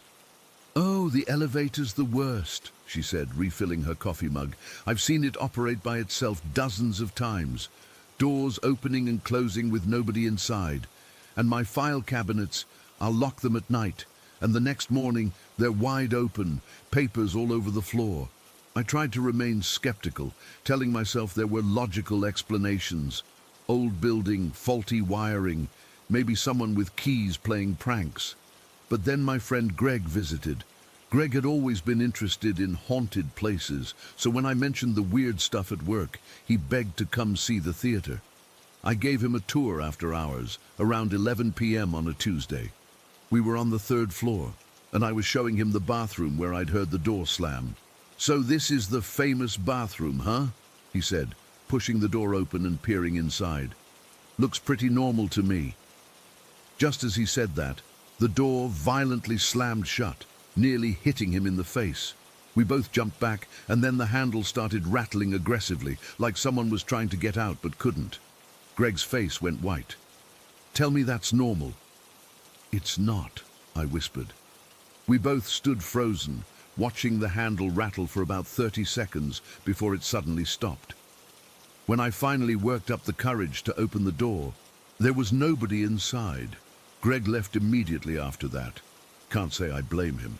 The management finally installed new security cameras about a month after I started. High-tech ones with night vision and motion sensors. Morgan and I thought maybe now we'd catch whoever or whatever was messing with us. The very first night with the new cameras, Morgan radioed me around 3 in the morning. "Dave, get down to the security office now." His voice was shaking, which scared me more than anything that had happened so far. Morgan didn't get rattled. When I got to the office, he was staring at one of the monitors, completely pale. "Watch," he said, rewinding the footage. The camera showed the main auditorium, empty seats dimly lit by emergency lights. At first, nothing happened. Then, at the 2 hours and 17-minute mark, a figure appeared in the center aisle. It looked like a man wearing dark clothes, but there was something off about him. He wasn't quite solid. The edges of his form seemed to blur into the darkness around him. The figure stood perfectly still for about a minute, then slowly turned to face the camera. I felt my blood run cold. Even through the grainy night vision, I could see that where his face should have been was just darkness. Then, most disturbing of all, he raised what appeared to be an arm and pointed directly at the camera, at us. Then he simply floated upward toward the ceiling and vanished. "What the fuck was that?" I whispered. Morgan shook his head. "I don't know. But I've seen him before, in the basement. Never on camera until now." After that night, things escalated. Doors wouldn't just open and close. They'd lock themselves while people were inside rooms. Lights would flicker violently during performances. One actress refused to return after claiming someone invisible had pushed her down the stairs. My last night at Capital City Theatre was in December, about 6 months after I started. I was doing my final round of checks, before my shift ended at 6 a.m. The theatre was especially quiet that night, with a heavy snowfall outside, muffling even the usual street noises. I was passing by the basement door when I heard it. Piano music. Soft, melancholy notes drifting up the stairwell. We had an old grand piano in the basement storage area, but it was covered and hadn't been used in years. I stood at the top of the stairs, debating whether to investigate. Protocol said I should, but every instinct told me not to go down there. In the end, duty won out, and I slowly descended the stairs, flashlight in one hand, radio in the other. The music got louder as I approached the storage room. Classical music. I'm not an expert, but it sounded like Chopin. Something sad and slow. I pushed open the door, my flashlight beam cutting through the darkness. The piano sat in the corner, its dust cover removed. The keys were moving by themselves, depressing and rising as the melody continued. There was no one there, no one visible anyway. I backed away slowly, unable to take my eyes off the self-playing piano. As I reached the doorway, the music stopped abruptly. The last note hung in the air, and then the piano lid slammed down with such force that it cracked in half. I ran. I'm not ashamed to admit it. I ran up those stairs faster than I've ever moved in my life and didn't stop until I reached the security office. Morgan found me there, white-faced and trembling, when he came in to relieve me. We both put in for transfers the next day. The company moved us to a shopping mall across town within a week. I never set foot in Capital City Theatre again. Our replacement was a guy named Josh Thomas. He lasted 3 weeks before requesting a transfer too. Before he left, he told me he'd seen a man in old-fashioned clothes standing on the stage one night who disappeared when Josh called out to him. Curiosity got the better of me, and I researched the theatre's history. In 1942, there was a massive fire that damaged most of the basement and first floor. One casualty, a janitor named Harold Wilson, who got trapped in the basement. According to newspaper reports, he was found near the piano, which somehow survived the fire untouched. I don't know what was in that theatre. I don't know if it was Harold Wilson or something else entirely. All I know is that 17 years later, I still won't go to theatres alone. I still get nervous around bathroom doors that close too quickly. And I've never told this story to anyone who might think I'm crazy. But it happened. Every word of it happened exactly as I've described. And sometimes, when it's very quiet at night, I swear I can still hear those piano notes playing softly in the distance. Story 9. I've been going back and forth about posting this for months. I'm not even sure if anyone will believe me, but I need to get this off my chest. Last summer changed how I see the world, and I still can't explain what happened. I was 15 at the time, just hanging out with my friend Dylan at his family's new house in Bridgeport. It's this small coastal town where nothing ever happens. Dylan's family had moved in about 2 months earlier, and the house used to belong to these 3 old ladies that everyone in town called the Golden Girls. They were all friends who lived together for decades until they passed away within months of each other. The house went up for sale, and Dylan's parents got it for a good price. That day started like any normal summer day. It was hot, around 90 degrees, and I rode my bike over to Dylan's around 4 in the afternoon. His parents were both at work, so we had the place to ourselves. We ordered pizza, played video games, and just chilled in the living room. The house was pretty old but nice, lots of wood paneling and these big windows that let in tons of light until the sun went down. Around 8 o'clock, we were still in the living room. Dylan was playing some shooter game on his PlayStation, and I was just scrolling through Instagram on my phone, half paying attention to his game. The room was dim since we only had this one lamp on in the corner. Dylan hates overhead lights when he's gaming, says they create glare on the screen. That's when it happened. I felt something above me and glanced up, thinking it was probably a spider dangling from the ceiling. I'm not usually scared of spiders, but something made me look.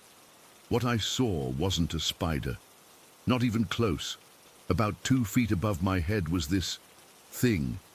It was thin and black, maybe the length of my index finger, and it was moving in this weird way, not falling straight down like a spider on a web, but kind of undulating, like a worm or an eel swimming through water, except it was in the air. It was moving downward, directly toward my face. I jerked back so hard I nearly fell off the couch. "What the hell?" I remember shouting. Dylan paused his game. "What's wrong?" I couldn't even form words at first.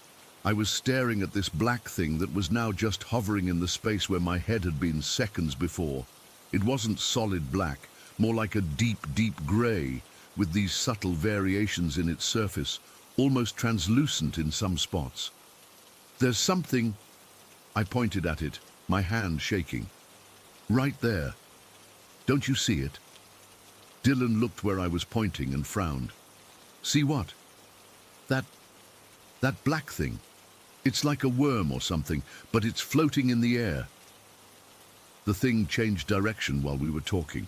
Instead of continuing downward, it started moving upward, very slowly, like it was being carried by a gentle breeze. But here's the thing. There was no breeze. The windows were closed. The AC was off because it had broken that morning and we'd been sweating all day. I kept pointing directly at it. There, right there. It's moving up now. Dylan stood up and walked over, looking exactly where I was pointing. He waved his hand through the air. Jess, there's nothing here. But I could see his hand pass right through the space where the black thing was floating. It didn't react or move differently. It just continued its slow drift upward. My heart was pounding so hard I could feel it in my throat. I blinked hard, thinking maybe I had something in my eye or was seeing things. But when I opened my eyes, it was still there, moving in that same unnatural way. I swear to God, Dylan, it's right there. My voice had dropped to almost a whisper. I was scared, but also confused. How could he not see it?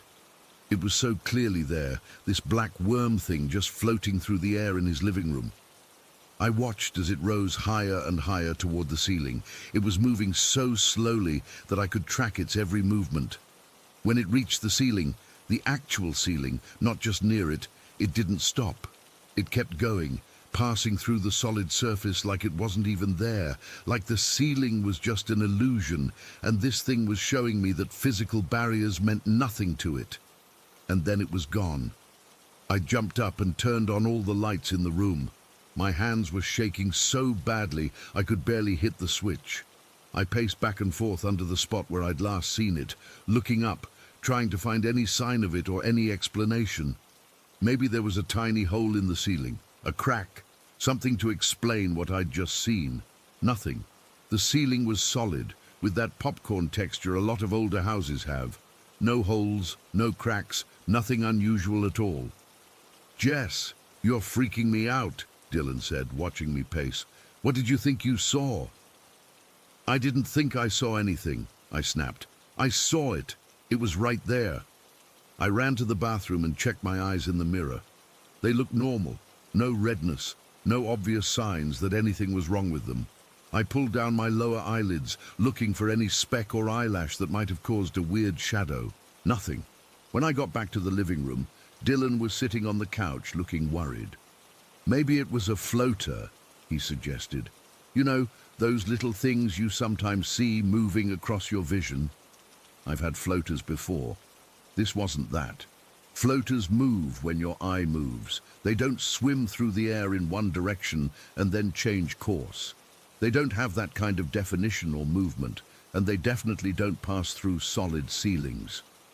I'm not crazy, I told him, and I'm not on anything. You know I don't do drugs.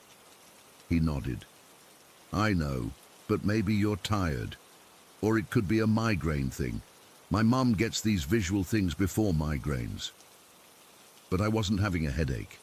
I felt physically fine, except for the fact that my heart was still racing and my hands wouldn't stop trembling. We tried to go back to normal after that. Dylan returned to his game, and I pretended to look at my phone, but I couldn't focus. I kept glancing up at the ceiling, half expecting to see the black thing come back down. We didn't talk much for the rest of the night, and I went home early, around 9:30, saying I didn't feel well. I didn't sleep at all that night. I kept seeing the black worm thing every time I closed my eyes. The way it moved wasn't like anything I'd ever seen before, not like an insect or a piece of dust or anything natural. It moved with purpose, like it knew exactly where it was going. The next morning I convinced myself I must have been overtired or something. Maybe it was some weird trick of the light, or maybe I was coming down with something. But deep down I knew what I saw was real. I went back to Dylan's house a few days later, determined to act normal. We didn't talk about what had happened, but I noticed he'd rearranged the furniture in the living room. The couch where I'd been sitting was now against a different wall. When I asked him about it, he got kind of weird and mumbled something about his mom wanting to try a new layout. But later, when we were alone, he admitted that he'd moved it because he kept thinking about what I'd seen. He said he'd been having trouble sleeping since that night. "Have you seen anything else weird in this house?" I asked him. He hesitated before answering. "Not seen exactly, but sometimes I hear things, like whispering. My parents think it's just the pipes or the house settling, but..." He trailed off, shrugging. "But what?" "It doesn't sound like pipes. It sounds like people talking, but really quietly, and only at night around 3 in the morning. A chill ran down my spine. "Have you told your parents about this?" "No way. They'd think I was just trying to freak them out. My dad already thinks I watch too many horror movies." After that conversation, I started noticing other things when I visited Dylan's house. Cold spots in rooms that should have been warm. The feeling of being watched when nobody else was around. Once, I swear I heard someone call my name when Dylan and I were the only ones home. But I never saw the black worm thing again. Not at Dylan's house, not anywhere else. It was a one-time thing that lasted maybe 2 minutes total, but it changed everything for me. I've spent months researching what it could have been. I've looked into every kind of bug, every kind of visual hallucination, every scientific explanation I could find. Nothing matches what I saw. The closest things I've found are accounts from people who claim to have seen interdimensional beings or spirits, which honestly makes me feel even worse, because I've never believed in that stuff. I still don't know if what I saw was something supernatural or if there's some explanation I haven't found yet. But I know what I saw was real. It was there, in that room, moving in ways that defied physics, visible only to me for whatever reason. Dylan and his family still live in that house. He doesn't talk about hearing whispers anymore, but sometimes when I'm over there, I catch him, staring at the ceiling, just like I do. I wonder if he's seen something too, something he doesn't want to admit to seeing. As for me, I can't stop thinking about it. What was that thing? Where did it come from? Why could only I see it? And most importantly, was it aware of me? Did it know I was watching it? I don't have answers to any of these questions. All I know is that for those few minutes last summer, the boundaries between what's possible and impossible seemed to dissolve right in front of me. And now I can't help but wonder what else might be floating around us, visible only to certain people, passing through our world like it's nothing more than a temporary obstacle.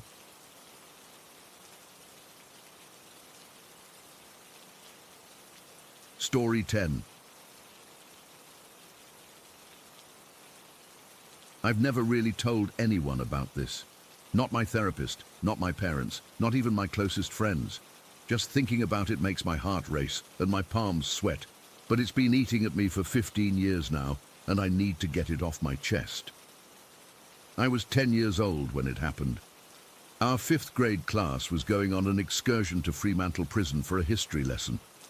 I'd never been there before, and honestly, I wasn't exactly thrilled about the idea. There was something about old prisons that made me uneasy. The stories of people locked away, the suffering that took place behind those walls. But all my friends were excited, so I tried to be too. The morning of the excursion, I remember feeling this knot in my stomach. Mum had packed my lunch, a peanut butter sandwich, an apple, and a juice box. But I couldn't eat breakfast. She asked if I was feeling sick, and I said no, because I didn't want to miss out on going with my friends. Looking back, I wish I'd just stayed home that day. It was a cloudy Tuesday in May. The bus ride to Fremantle was about 40 minutes from our school in Perth. I sat next to my best friend Lily, and we spent most of the trip playing hand games and talking about the TV show we were both obsessed with at the time, normal kid stuff. I remember the bus pulling up to the prison, and the first thing that struck me was how massive and intimidating it looked. All that limestone and those high walls. It looked exactly like what you'd imagine a prison to look like, cold and unwelcoming. Our teacher, Mrs. Barnes, gathered us all together in the visitor centre. There were about 25 kids in our class, and we were all chattering away, excited and a bit nervous. I stuck close to Lily and my other friend Emma, I always felt safer when I was with them. The tour guide introduced himself. I think his name was Greg or Craig, something like that. He was probably in his 30s, with a beard and glasses, and he spoke really enthusiastically about the prison's history. He told us that Fremantle Prison was built by convicts in the 1850s and operated until 1991. It was only about 10 years since the prison had closed when we visited. As we started the tour, I remember feeling more and more anxious. The air inside felt different, heavier somehow. It smelled musty and old, like no amount of cleaning could ever get rid of the decades of human presence that had seeped into the walls. I kept hold of Lily's hand as we walked through the entrance and into the main cell block. The first part of the tour wasn't so bad. We saw the cells on the ground floor, and the guide explained how prisoners lived. The cells were tiny, just enough room for a bed and not much else. I remember thinking how awful it would be to be locked in such a small space. Some of the boys in our class were joking around, pretending to lock each other in, but Mrs. Barnes quickly put a stop to that. Then we headed up to the second floor. That's when things changed for me. The staircase was steep, with metal railings. As we climbed, the guide explained something that gave me chills. He pointed out these large safety nets that had been installed between the staircases and said they were put there because inmates would sometimes try to commit suicide or even murder others by jumping from the rails. Something about the matter-of-fact way he said it made my skin crawl. I was already holding Lily's hand, but I squeezed it tighter. We gathered on the second floor landing while the guide continued his talk about the daily routines of the prisoners. I wasn't really listening anymore. Something felt off. It was like that feeling when you think someone's watching you, but when you turn around, no one's there. Except this time, when I looked down the hallway where all the cells were, someone was there. I still remember every detail of what I saw. Standing about 15 meters away from our group was a man. He looked to be in his 40s or 50s, with a gaunt face and sunken eyes. He was completely naked, except for white underwear that looked old-fashioned, not like modern boxers or briefs. But what made my blood run cold was the wound on his head. It was large and dark, covering part of his forehead and temple. He was just standing there, staring directly at me. Our eyes locked, and for what felt like forever but was probably only about 10 seconds, we just looked at each other. I couldn't move. I couldn't breathe. I couldn't even blink. Then, without breaking eye contact, he slowly turned and walked into one of the cells. The door to that cell was closed. He walked straight through it. I remember the exact moment I realized what I'd seen. It wasn't like in movies where there's dramatic music or a sudden revelation. It was just this quiet, horrifying understanding that settled over me like ice water. I'd seen a ghost. A dead prisoner had looked right at me, and then walked through a solid door. I must have made some sort of noise, because Lily turned to me and asked if I was okay. I couldn't speak. My throat felt like it was closing up. I just shook my head and positioned myself behind her and Emma, trying to make myself as small as possible. I spent the rest of the tour staring at the floor or at the backs of my friends, terrified to look anywhere else in case I saw him again. Now, I should explain something. When I was younger, I had experienced what my parents called hallucinations because of some trauma I went through as a really little kid. Usually, these were just shadows in the corner of my eye or vague shapes that disappeared when I looked directly at them. Nothing like this. Nothing so detailed, so clear, so real. This man I saw wasn't a shadow or a trick of the light. I saw the way his chest moved slightly with his breathing. I saw the texture of his skin, pale and almost waxy looking. I saw individual strands of his thin, graying hair. And that wound, it looked wet, like it was still fresh, with dark blood that had dried around the edges. These weren't the kind of details my mind could make up. The rest of the tour is a blur to me now. I remember feeling nauseous and dizzy. When we finally got back to the visitor center for lunch, I couldn't eat anything. Lily kept asking what was wrong, but I just said I felt sick. I was afraid if I told anyone what I'd seen, they'd either think I was making it up for attention, or worse, that I was seeing things again and needed to go back to therapy. On the bus ride back to school, I sat alone. Lily wanted to sit with me, but I told her I needed space because I wasn't feeling well. The truth was, I couldn't bear to talk to anyone. I kept replaying what I'd seen over and over in my mind, trying to convince myself it wasn't real. But I knew it was. That night I barely slept.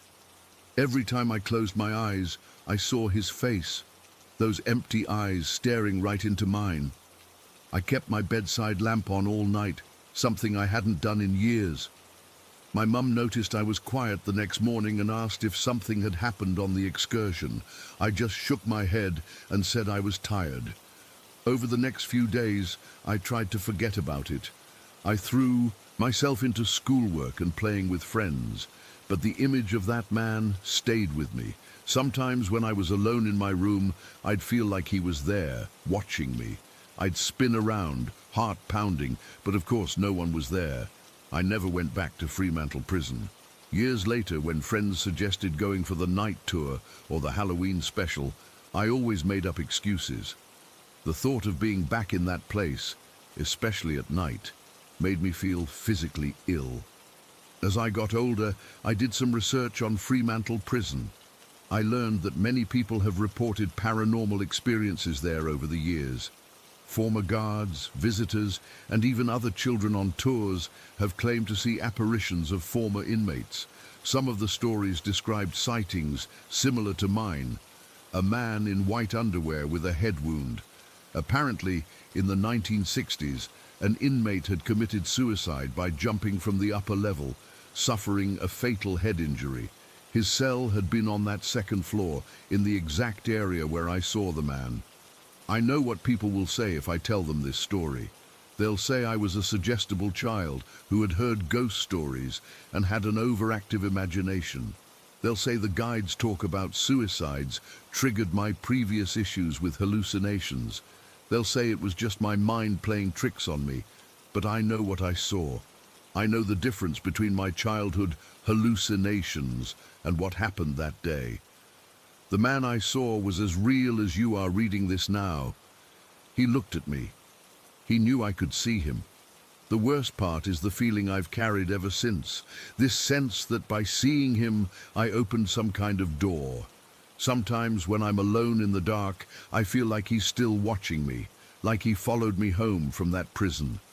Even now, 15 years later, living in a different city, I sometimes wake up in the middle of the night with the certainty that if I open my eyes, he'll be standing at the foot of my bed, staring at me with those hollow eyes that wound still fresh on his head. I've never gone back to Fremantle. I've never told anyone this story until now. I don't know why I'm finally sharing it. Maybe just to see if anyone else has experienced something similar, or maybe just to finally get it out of my system. But even typing this out has my hands shaking and my heart racing. Some things stay with you forever. Some ghosts never leave. Story 11. I've never told anyone the full story of my sister Courtney. Not my therapist, not my wife, not even my parents. How could I? They'd either think I was crazy or it would break their hearts all over again. But I need to get this off my chest. And maybe someone here has experienced something similar. Courtney died 31 years ago on her birthday. She was only 4 when it happened. A sudden illness that took her in less than a week. I never met her, at least not while she was alive. I was born 11 months after she passed. My parents kept her room intact for years, with pictures of her everywhere in our house in Oak Ridge. Growing up, I always felt like I knew her somehow. Here's where it gets complicated. From my earliest memories, around 3 or 4 years old, Courtney was just there. Not always physically, but I could feel her presence. Sometimes I'd wake up and she'd be sitting at the foot of my bed, looking exactly like the girl in the photos. Short blonde hair, blue eyes, wearing her favorite yellow dress. Other times, I'd just sense her in the room with me, a feeling of warmth, comfort, like having an invisible friend, except I knew who she was. My parents never knew. I never told them because even as a kid, I understood this would hurt them. I figured they had enough pain dealing with her loss. Courtney was most active during difficult times in my life. When I was 7 and broke my arm falling off my bike, she sat with me in the hospital while I waited for my parents to arrive. Nobody else saw her, but she was there holding my good hand. When I was 10 and that bully Kyle Jennings made my life hell for an entire semester, she'd appear in my room after particularly bad days. She never spoke much during these visits, just stayed with me until I felt better, but her most frequent visits came in my dreams. They weren't like regular dreams, they felt completely real. In these dreams, Courtney appeared as a young woman, maybe in her early 20s, what she would have looked like had she lived. She had the same blonde hair, but longer, and those same bright blue eyes. She'd tell me stories about what life was like on the other side, as she called it. She'd ask about my life, listen to my problems, and give me advice that seemed far too wise for a child's imagination to conjure. I always woke up from these dreams with tears streaming down my face, not from sadness, but from something else, like my soul recognized something my mind couldn't quite grasp. When I was about 12, I had the most vivid dream of all. This time, Courtney appeared as a child, the same age as in the photos. She took my hand and led me through an endless field of tall grass that seemed to shimmer with golden light. In the center stood an enormous tree with branches that reached up into forever. We ran around playing tag, climbing the lower branches, laughing in a way I'd never laughed in real life. As the sun began to set in this dream world, we sat beneath the tree. She looked at me seriously and said, "This is where I live now, Michael, and someday you'll come here too, but not for a very, very long time." I woke up sobbing so hard my mother came running into my room. I couldn't explain to her why I was crying, so I blamed it on a nightmare about monsters. Throughout my early teens, these visits, both in dreams and in my waking life, continued. They became my normal. I never questioned why I could see my dead sister when others couldn't. She was just part of my life, my secret guardian. Then came the night that changed everything. I was 16. It was a Friday in October, and I'd been out with friends. Nothing crazy, just hanging at the mall, then catching a movie. I got dropped off around 11:30 at night. Our house was dark, except for the porch light my parents always left on for me. It was chilly that night. I remember the sound of dry leaves skittering across the driveway as I walked to the side door. We rarely used the front entrance. Everyone came in through the kitchen door on the side of the house. I had this tiny keychain flashlight that barely illuminated anything, but I used it to find the keyhole. The door had these small glass panes at eye level. As I slid my key into the lock, I caught movement in the reflection. I turned around, expecting to see Courtney as I had hundreds of times before.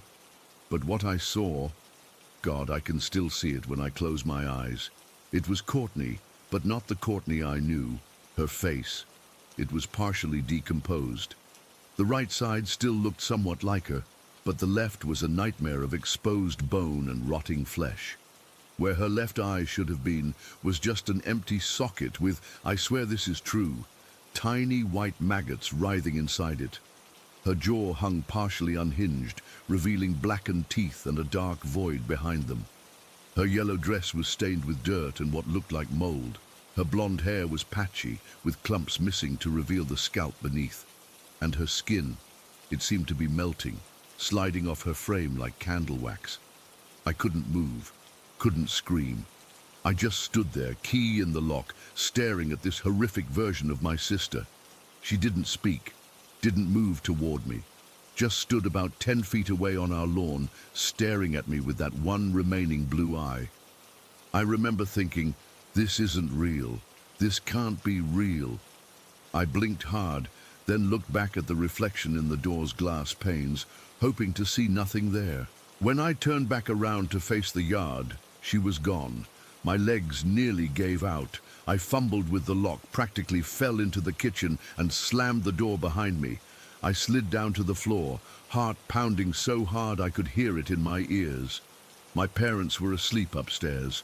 I stayed there on the kitchen floor for what felt like hours, afraid to move, afraid she might be waiting inside the house. Eventually, I gathered enough courage to check every room, turning on all the lights as I went. Nothing. No sign of Courtney, neither the comforting presence I'd known all my life, nor the horrifying apparition I'd just witnessed. That night, I didn't sleep. I sat in my bed with the lights on, waiting for morning. I expected to have nightmares about what I'd seen, but when I finally did drift off near dawn, my sleep was dreamless, completely empty. And then, nothing. That was it. Courtney never came back. Not in my dreams, not in my room, not during difficult times.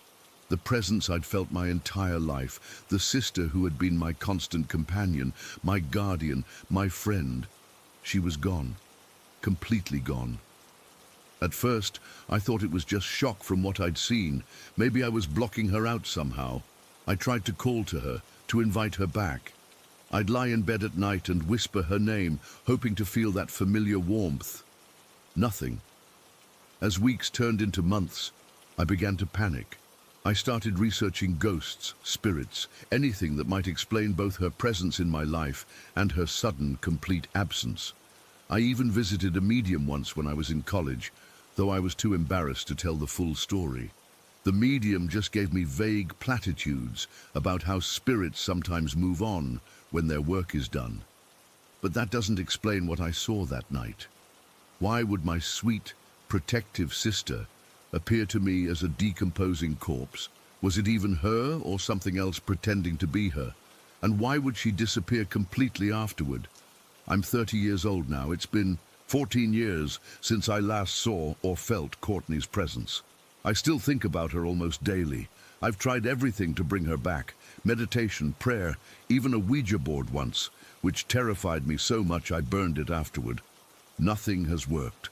Sometimes I wonder if I imagined the whole thing.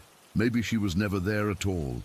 Maybe I was just a lonely kid who created an invisible friend based on the sister I never knew. But that doesn't explain how she knew things I couldn't possibly have known, or how real those dreams felt, or the absolute terror of that final encounter. The only theory that makes any sense to me is that something happened to Courtney in whatever realm she exists in. Maybe she wasn't supposed to be visiting me all those years. Maybe something caught up with her and punished her for it. The thought that she might be suffering because of our connection haunts me. Or maybe, and this is what I fear most, maybe that wasn't Courtney at all that final night. Maybe something else saw our connection and took advantage of it. Something that wanted to sever our bond forever. I miss her. Not just the comfort she brought, but the sense that I had a sister watching over me, that I wasn't alone. Now, I feel her absence like a physical ache sometimes. I still visit that tree in my imagination sometimes. I picture it standing tall in that golden field, and I hope that's where she is. I hope she's safe and at peace, and I hope that someday, a very long time from now, I'll see her again. The real her, not that nightmare version from our last encounter. If anyone has experienced something similar, or has any insight, please let me know. I've carried this alone for too long. Story 12. I've never told anyone outside of my trauma support group about this. Even there, I couldn't share all the details. Some things you witness change you forever, and no matter how many years pass, they stay as vivid as the day they happened. This is one of those things. I was a medical specialist back in 2001, working with the city's emergency response team. I'd seen plenty of trauma cases before, but nothing prepared me for what happened on September 11th. It was around 8:45 in the morning, and I was just finishing my coffee when the call came in. The initial report was confusing. Something about a plane hitting the North Tower. We all thought it was a small aircraft, maybe a Cessna that had gotten disoriented, but when we arrived on scene 20 minutes later, the reality hit us like a physical blow. I remember stepping out of the emergency vehicle and just freezing. The tower was burning, black smoke billowing against that perfect blue September sky. People were screaming, running. Papers floated down like some twisted parody of confetti. And then there were the things I tried not to see, the things falling from the upper floors. Our team was directed to help set up a triage area. We were organizing supplies when the second plane hit. The sound. God, I'll never forget that sound. The explosion, the collective gasp and screams from everyone around us. That's when we knew this was no accident. Everything after that happened in a blur of motion and noise. More emergency personnel arrived. Police were trying to establish a perimeter. Firefighters were heading into the buildings. I remember thinking how small they looked against those massive towers, like ants marching into a furnace. Our orders changed quickly. Some of us were redirected to help with the injured who were making their way out of the buildings. Others, including me, were told to begin assessing and tagging victims in the immediate blast zone where debris had fallen. I'd been trained for mass casualty incidents, black tags for the deceased or those with unsurvivable injuries, red for critical but potentially salvageable, yellow for serious but stable, green for minor injuries. It's a cold, clinical system designed to maximize resources in overwhelming situations. But nothing about that day felt clinical. The first few victims I encountered were clearly deceased, massive trauma from falling debris. I placed black tags and moved on, trying to remain professional while my brain struggled to process what my eyes were seeing. The dust was so thick it coated my throat and stung my eyes. The air smelled of jet fuel, burning materials, and things I don't want to name. That's when I found her. She was partially pinned under what looked like a chunk of concrete and twisted metal about 75 yards from the North Tower. At first glance, she appeared to be just another casualty. A woman in business attire, maybe early 50s, with neatly styled brown hair cut to her shoulders. She had small pearl earrings and light makeup. She looked like someone's mum who'd been heading to an office job, probably for years. I knelt beside her to confirm what I thought was obvious, and that's when her eyes opened. Clear, alert eyes that locked onto mine with an intensity that made me jerk back slightly. "I'm not dead," she said, her voice surprisingly steady. "Call my daughter." I've worked plenty of trauma scenes where the dying say things that don't make sense. The brain does strange things when it's shutting down. But her voice was clear and coherent. That's when I truly looked at her injuries, and what I saw still haunts my nightmares. From her diaphragm down, there was nothing recognizable as human. The debris had essentially severed her lower body, crushing and shredding everything below her ribcage. There was surprisingly little blood. The trauma had probably sealed off most of the major vessels, at least temporarily. But she shouldn't have been conscious. She shouldn't have been able to speak. The shock alone should have rendered her unconscious, if not killed her outright. I reached for a black tag. There was no question this was an unsurvivable injury when her hand shot out and grabbed my wrist with surprising strength. "I'm not dead," she repeated more forcefully this time. "Please, my daughter needs to know where I am." I've replayed this moment thousands of times in my head. Did I do the right thing? I don't know. But in that moment, looking into her eyes, I couldn't bear to place that black tag while she watched. "Help is coming," I lied, my voice cracking. "What's your daughter's name?" "Emily," she said. "She works at Merrill Lynch downtown. Please call her." I nodded, wrote down the information in my log, knowing full well that communications were chaotic and I had no way to make that call. I told her I'd make sure her daughter was notified, and she seemed to relax slightly. I placed the black tag partially under her shoulder, out of her line of sight, and moved on to the next victim. But I kept passing her location as I worked, and each time she was still conscious, still calling out. "I'm not dead," she would say to anyone who came near. "Please tell my daughter I'm here." An hour passed, then another. By all medical knowledge I possessed, she should have been dead within minutes of suffering such catastrophic injuries. Yet she remained alert, talking to rescuers, even as the situation around us deteriorated. I was checking on a firefighter with a broken leg when we heard the rumble. I'll never forget the sound, like a freight train mixed with the crackle of a massive fire. Someone yelled, "Run!" and the firefighter shoved me away from him. "Go!" he shouted. I ran, the ground shaking beneath my feet as the south tower began to collapse. The cloud of dust and debris chased us like something alive, something hungry. I dove under an emergency vehicle, covering my mouth and nose with my shirt as the world turned dark grey. When the dust began to settle and I could move again, everything had changed. The landscape was unrecognizable. Where there had been distinct areas of debris, victims, and emergency vehicles, now there was just a uniform blanket of dust and larger chunks of building material. I stumbled back toward where I'd been working, choking on the air, eyes burning. The firefighter I'd been helping was gone, either rescued by others or buried. And the woman, I couldn't find her at first. The landmarks I'd been using to navigate were gone. But somehow, I heard her voice through the chaos. "I'm not dead." I followed the sound, crawling over unstable debris until I found her. Incredibly, she was still there, now completely covered in grey dust except for her eyes, which blinked up at me with the same clarity as before. "You came back," she said. I didn't know what to say. I knelt beside her, taking her hand, which felt cold but still gripped mine with purpose. "Did you call Emily?" she asked. "Not yet," I admitted. "The phones aren't working well, but I will." She nodded, as if this made perfect sense. "Tell her I love her. Tell her I'm sorry about our fight last week. It was stupid." "I will," I promised, my throat tight. Then she said something that still chills me. "They're coming back, you know. You should go." Before I could ask what she meant, another rumble began.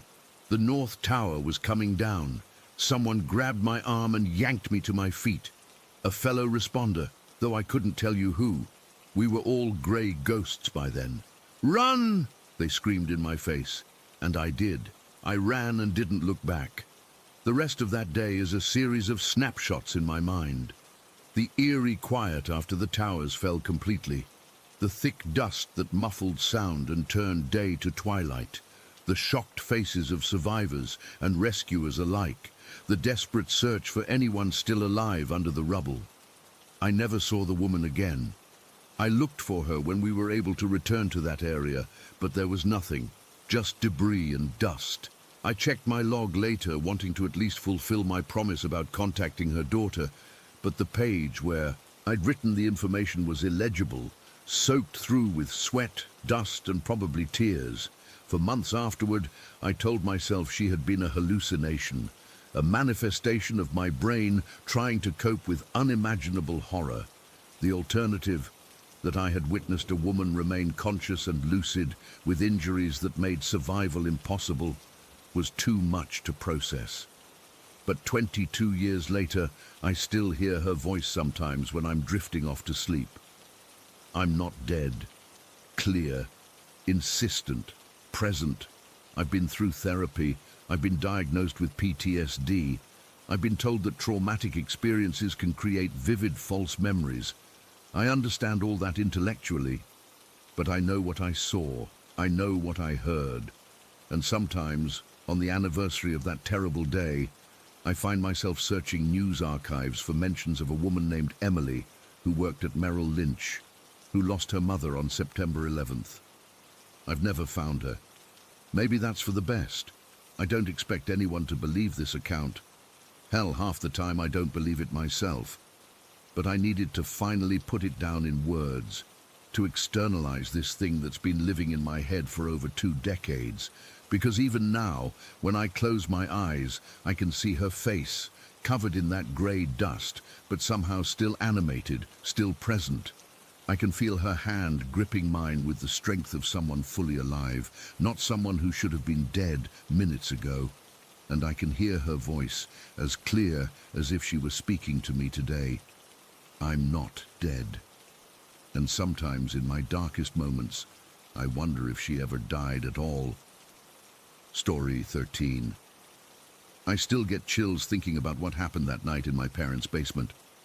This was back when I was 13, living in Millfield, one of those small towns where everybody knows everybody and nothing ever happens. You know the type. We had this finished basement that my parents had set up as the ultimate teenage hangout. TV, couch, pool table, even a Murphy bed for sleepovers. My parents loved it because it kept us kids from making noise upstairs where they could hear. It was the middle of summer, probably July or August of 2008. My friend Devin was sleeping over, which was pretty normal for us on weekends. We'd known each other since elementary school, and our parents were friends too. That night, we'd been watching some stupid comedy DVD. I think it was one of those parody movies that were popular back then. You know, the kind with a million crude jokes that seem hilarious when you're 13. We must have fallen asleep during the movie because I remember waking up disoriented. The basement was completely dark except for the TV screen, which was showing that bright yellow DVD menu that loops over and over. You know the kind, where it plays the same 30-second clip of music repeatedly until you either select something or turn it off. That annoying sound was what probably woke me up in the first place. I was lying on the pull-out Murphy bed while Devin was crashed out on the couch a few feet away. My eyes were still adjusting to being awake, and I had that weird feeling where you're not sure if you're actually awake or still dreaming.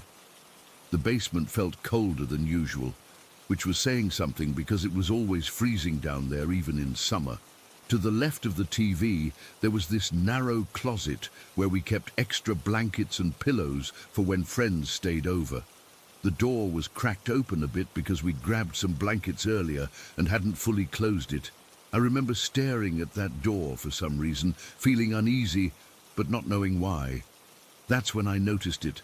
Standing directly in front of the TV was something. At first I thought maybe Devin had gotten up to change the DVD or something, but I could see him still sleeping on the couch in my peripheral vision. This thing was tall, taller than my dad, who's 6 feet, and impossibly thin. It was just black, not like a person wearing black clothes, but like a hole in reality. It had no features I could make out, no face or clothes or anything. Just this dark, human-shaped shadow or mist that was somehow darker than the darkness around it. The yellow light from the TV screen should have illuminated whatever was standing there, but instead, it was like the light just stopped where this thing began. It was blocking part of the screen, casting no shadow of its own because it was a shadow. I couldn't move, not a single muscle. I tried to scream, to call out to Devin, but my voice wouldn't work. It was like my body had completely shut down while my mind was racing. I've never felt terror like that before or since, this primal fear that bypasses all rational thought. The thing just stood there for what felt like forever, but was probably only seconds. And then, I swear this is exactly what happened, it seemed to notice me watching it. There was no face to turn, no eyes to meet mine, but somehow I knew it had become aware of me.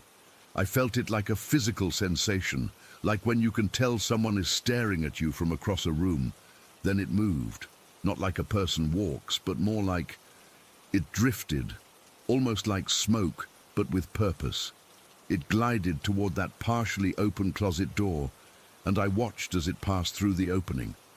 The door slowly closed behind it with a soft click that sounded impossibly loud in the quiet basement. I was still frozen, still unable to process what I'd just seen, when suddenly Devin sat straight up on the couch. His eyes were wide and he was pale even in the dim light. He looked at me and said, "Did you just fucking see that?"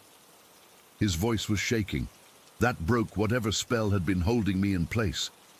Knowing he had seen it too, that I wasn't crazy or dreaming, somehow made it 1,000 times worse.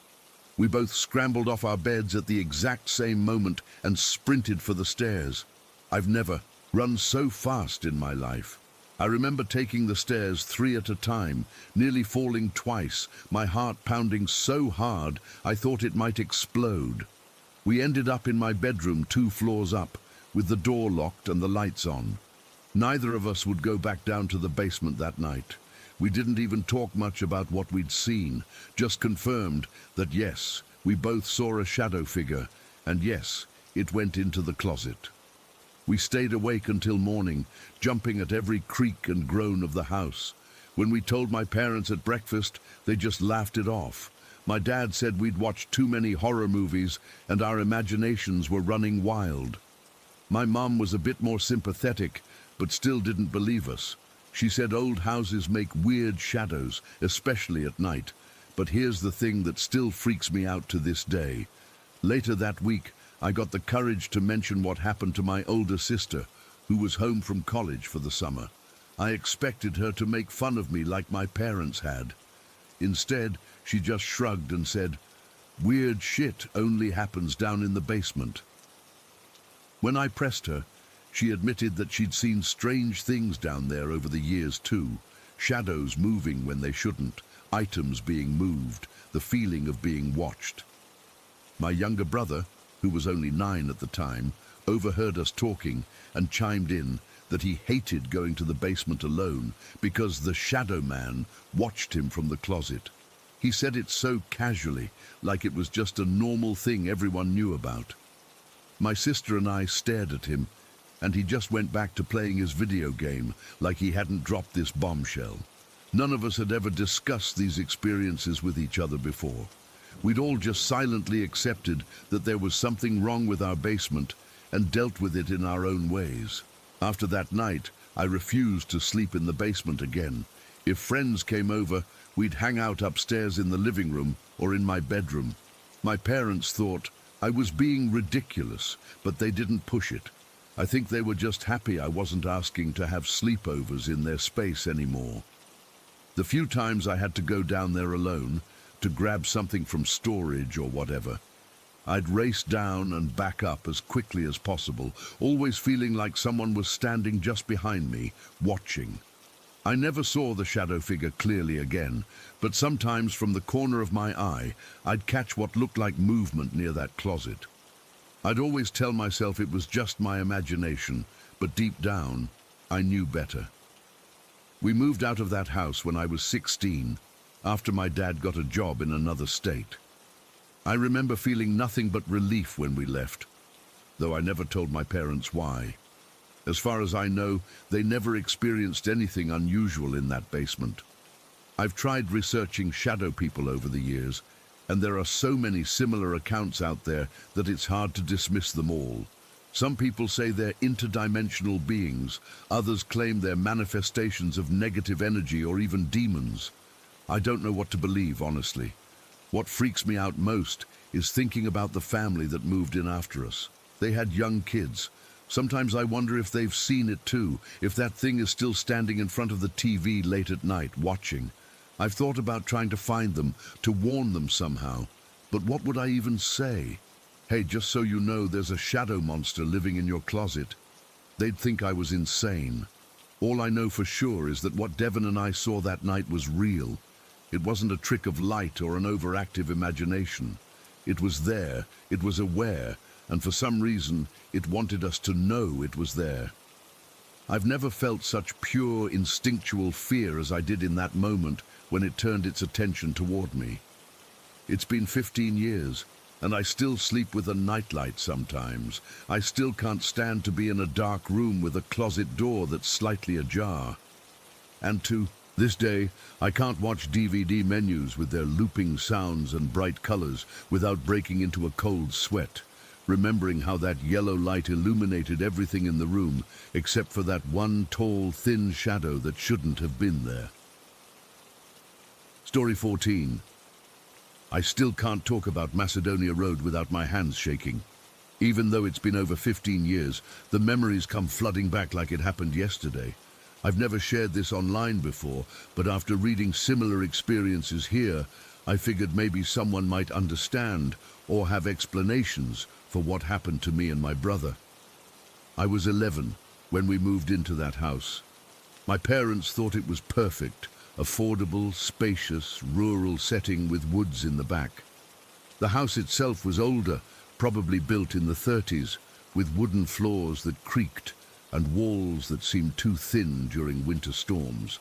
But the most distinctive feature was this absurdly long hallway that ran from the front of the house all the way to the back, connecting all the bedrooms and the bathroom.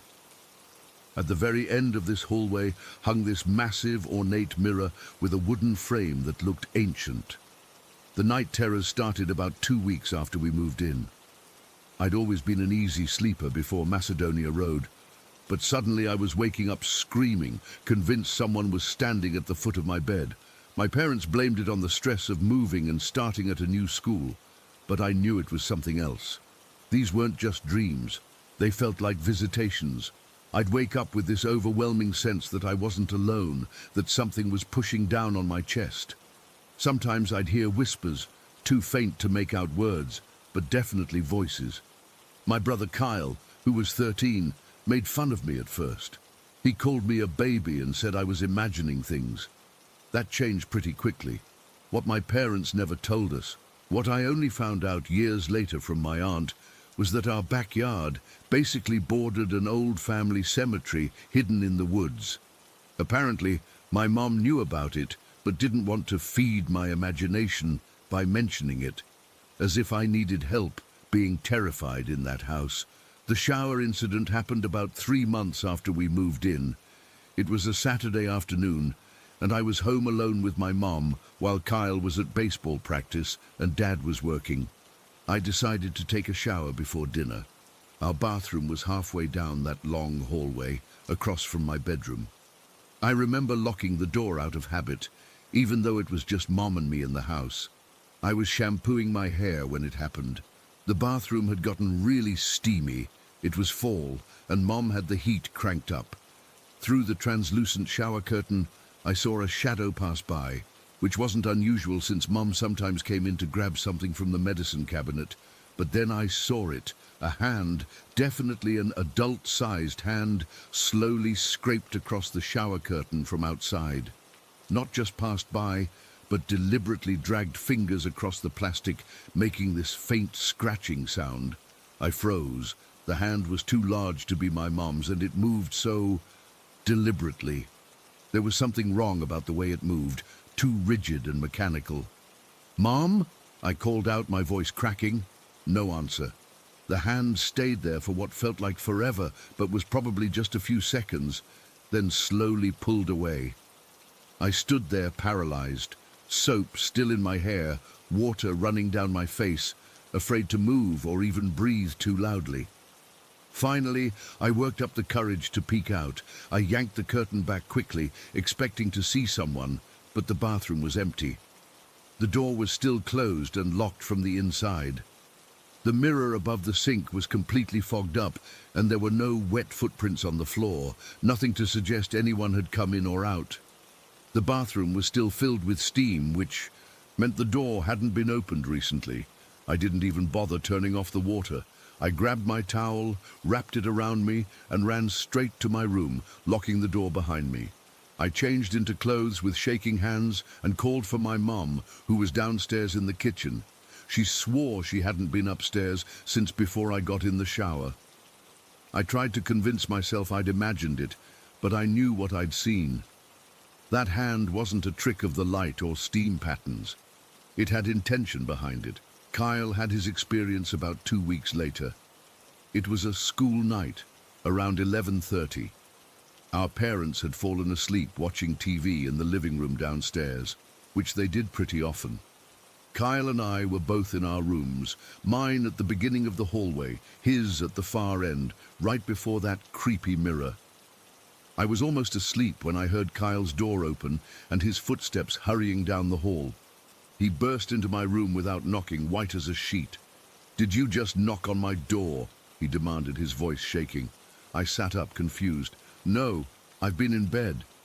Someone knocked on my door, he insisted. Like, really loud. 3 times.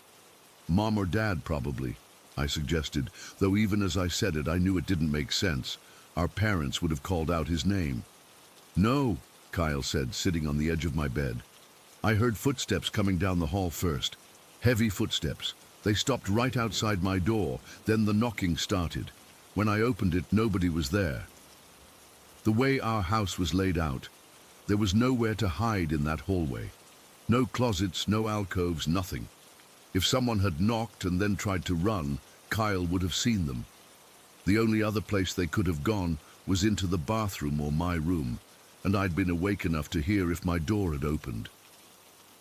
Let's check on Mom and Dad, I suggested, mostly because I didn't want to be alone anymore.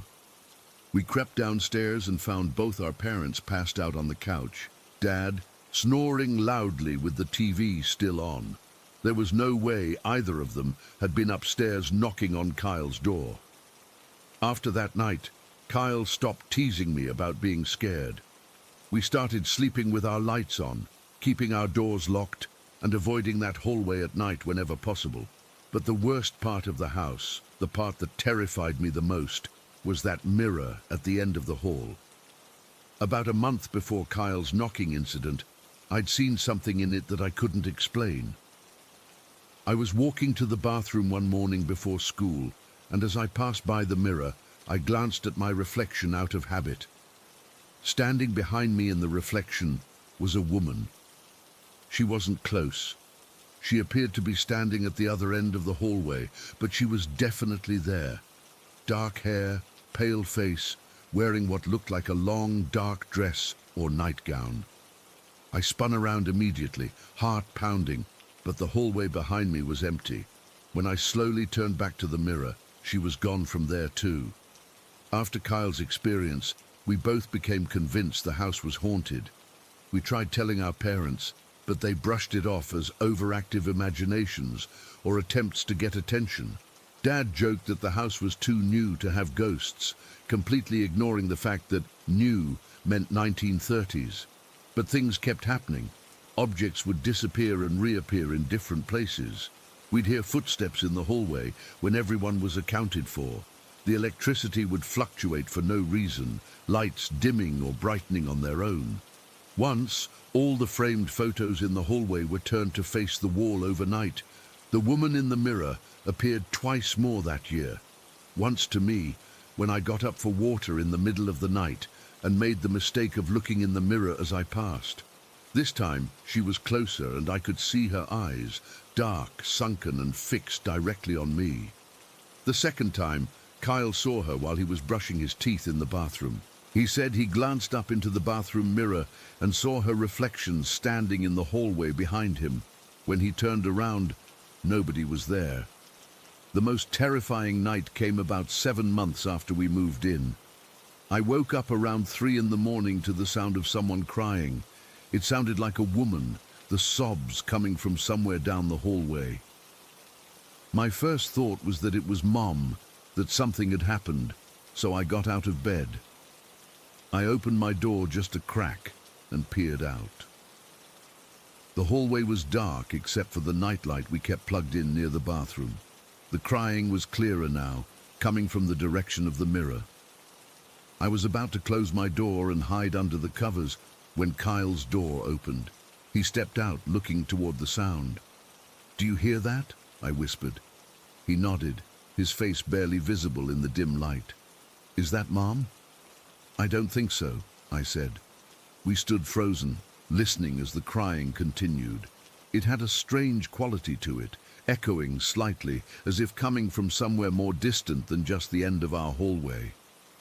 Kyle, being older and braver, or just stupider, decided to investigate. He motioned for me to stay put, but there was no way I was staying alone in my room, so I followed him. As we crept down the hallway, the crying grew louder, definitely coming from near the mirror. Kyle had a small flashlight he kept by his bed, and he shined it ahead of us. The beam caught the edge of the mirror, making the glass gleam. We were about halfway down the hall when the crying abruptly stopped. The silence that followed was somehow worse. Then we heard it, a long, drawn-out creak, like someone slowly stepping on one of the loose floorboards. Then another, and another. Footsteps, coming toward us from the darkness beyond the reach of Kyle's flashlight. "Hello?" Kyle called out, his voice cracking. No response, just another creak of the floorboards, closer now. I grabbed Kyle's arm, ready to run back to my room, when his flashlight beam caught something. Just for a second I saw a pale face, the same woman from the mirror, now standing in the hallway about 10 feet ahead of us. The flashlight flickered, went out for a moment, then came back on. She was gone. We ran back to my room, slammed the door, and pushed my desk in front of it. We spent the rest of the night huddled together, too scared to sleep. In the morning, we tried again to tell our parents, but they were more concerned about us being up in the middle of the night than about what we thought we'd seen. That was the most direct encounter we had, but the activity continued. The hand on the shower curtain happened twice more, once to me again and once to Kyle. The knocking on doors became regular, always 3 distinct knocks. We'd hear footsteps at all hours, and sometimes we'd catch glimpses of movement at the corner of our eyes. My parents finally started to notice things too. Items moving on their own, doors closing by themselves, cold spots in rooms that had been warm moments before. But they blamed it on drafts, house settling, or us playing pranks. We lived in that house for almost 2 years before my dad got transferred for work and we moved away. The night before we left, I had the worst night terror of all. I dreamed the woman from the mirror was standing over my bed, her face inches from mine, whispering something I couldn't understand. I woke up screaming, with scratch marks on my arm that hadn't been there when I went to sleep. I never found out who she was or why she was in our house. Sometimes I've thought about researching the history of Macedonia Road, maybe finding out about that cemetery in the woods, but part of me is afraid of what I might learn. What if she's still there, waiting in that mirror for the next family? What if she somehow followed us? I still can't look into mirrors at night. Even now, living in my own apartment hundreds of miles from Macedonia Road, I cover the bathroom mirror before I shower. Some fears never really leave you, and some experiences can't be explained away. Whatever was in that house, whatever reached out and scraped its fingers across my shower curtain, it wasn't human. At least, not anymore. Story 15. I never believed in the paranormal. Not really. Sure, I'd watch horror movies with friends and get spooked, but I always chalked supernatural stories up to overactive imaginations or people trying to explain away the unexplainable. That changed last Tuesday. I'm 17, started college early, and share a townhouse with my roommate Jen in one of those cookie-cutter student housing developments they slapped together a few years ago. Our place still has that new-build smell sometimes. Fresh paint, clean carpets. Nothing about it screams haunted. It's literally only been standing for like 3 or 4 years. Everything started with a dream I had last week. I rarely remember my dreams, but this one was different. In it, I was standing in our living room, but everything was darker, like someone had turned down the contrast. There was this presence. I couldn't see it, but I could feel it watching me from the hallway. In the dream, I remember feeling this surge of courage and pointing toward it saying, "You have no power here. Leave." I woke up immediately after that, heart pounding. I checked my phone, 3:33 a.m. exactly. My white noise machine had stopped working, which was weird because I'd just put new batteries in it the day before. The silence felt heavy, like something was pressing against my ears. I tried turning the machine back on, but it wouldn't work. I eventually fell back asleep with my earbuds in, playing rain sounds from my phone. The next morning, I mentioned the dream to Jen over breakfast. She gave me this weird look and asked, "Were you banging around in the back of the house last night?" "No," I said. "I was asleep until my white noise machine died." "That's strange," she said, "because I definitely heard someone moving around in your room and the bathroom around 1 a.m. I thought maybe you were sick or something." I felt that first chill then. Jen, I wasn't even awake at 1. We both laughed it off. Old pipes, house settling, whatever. But that was just the beginning. Later that day, I was studying in my room when I heard Jen playing music in her room. Nothing unusual there. She always listens to these lo-fi study playlists. I needed to ask her about our electric bill, so I walked down the hall and knocked on her door. No answer. I knocked again, louder this time, but the music kept playing. Thinking she had headphones on, I opened the door. Her room was empty. The music I'd been hearing wasn't coming from there at all. I checked the bathroom, kitchen, living room. No Jen. I texted her. "You home?" She replied almost immediately. "No, at the library. Be back around 6. I stood in our empty house, listening to music that wasn't playing anymore. When Jen got home, I told her what happened. Instead of laughing it off, her face went pale. "Max, the same thing happened to me yesterday," she said quietly. "I heard you talking on the phone in your room, laughing and everything. I even heard you get up and go to the bathroom. But when I texted you to ask if you wanted to order food, you said you were at Jake's place watching the game. We tried to rationalize it. Maybe the walls were thin and we were hearing neighbors. But our townhouse is an end unit. My bedroom shares no walls with any neighbors, and Jen's only shares one wall with the next unit, which has been empty for weeks. Last night is when things got really messed up. I was doing homework at the kitchen table around 8 p.m. Jen was in her room with the door closed. I started whistling absently while working on a problem set, just a random tune. When I stopped, I heard the exact same whistle coming from outside the kitchen window. Not similar, identical. The exact same pitch and pattern I had just whistled. I froze. Our kitchen window faces the backyard, which is just a small patch of grass surrounded by a fence. No one should have been out there. I texted my sister Emma, who lives just 3 houses down in the same complex. "Hey, can you come over? Something weird is happening and I don't want to be alone." She replied she'd be over in 5 minutes. While waiting, I stayed completely silent, straining to hear any sounds from outside. Nothing. When Emma arrived, I explained what had been happening, the dreams, the sounds, the whistling. "Don't whistle," I warned her. "Whatever you do, don't make that sound." She looked at me like I was crazy, but agreed. We sat at the kitchen table talking in low voices.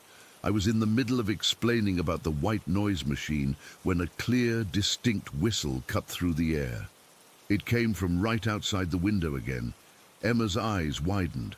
"That wasn't you." "No," I whispered. "Was it you?" She shook her head. We both moved to the window and pulled back the curtain.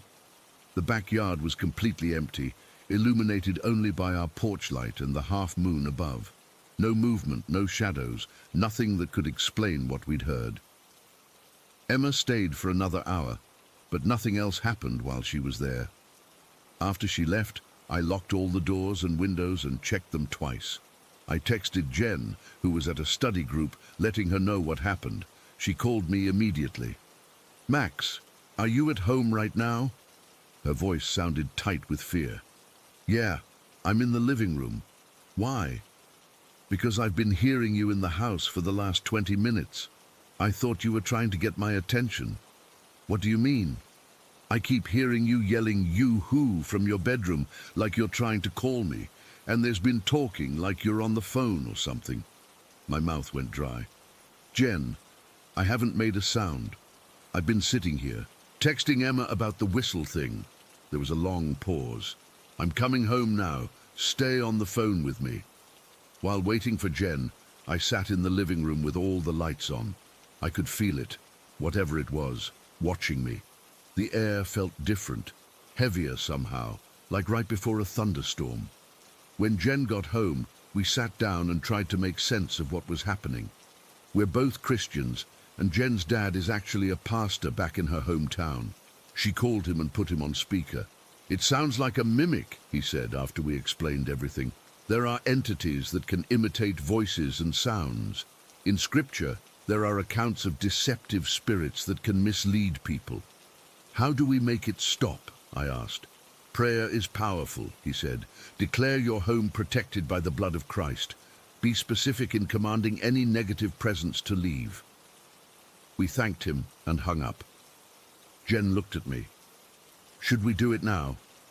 I nodded, though I felt ridiculous. We went from room to room, saying prayers and telling whatever it was to leave our home.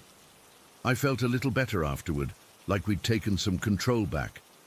That feeling lasted exactly 47 minutes. I was in the bathroom brushing my teeth when I heard Jen call my name from her bedroom. Max, can you come here a second? I spit out the toothpaste and walked down the hall, knocking on her door. What's up? The door swung open. Jen was standing there, her face ash white. I didn't call you. I just heard you say my name. She shook her head slowly. It wasn't me. We stood there staring at each other when my phone buzzed with a text from Emma. Did you just call me? I hadn't. For the next 3 hours, it was like something had cranked up the volume on whatever was happening.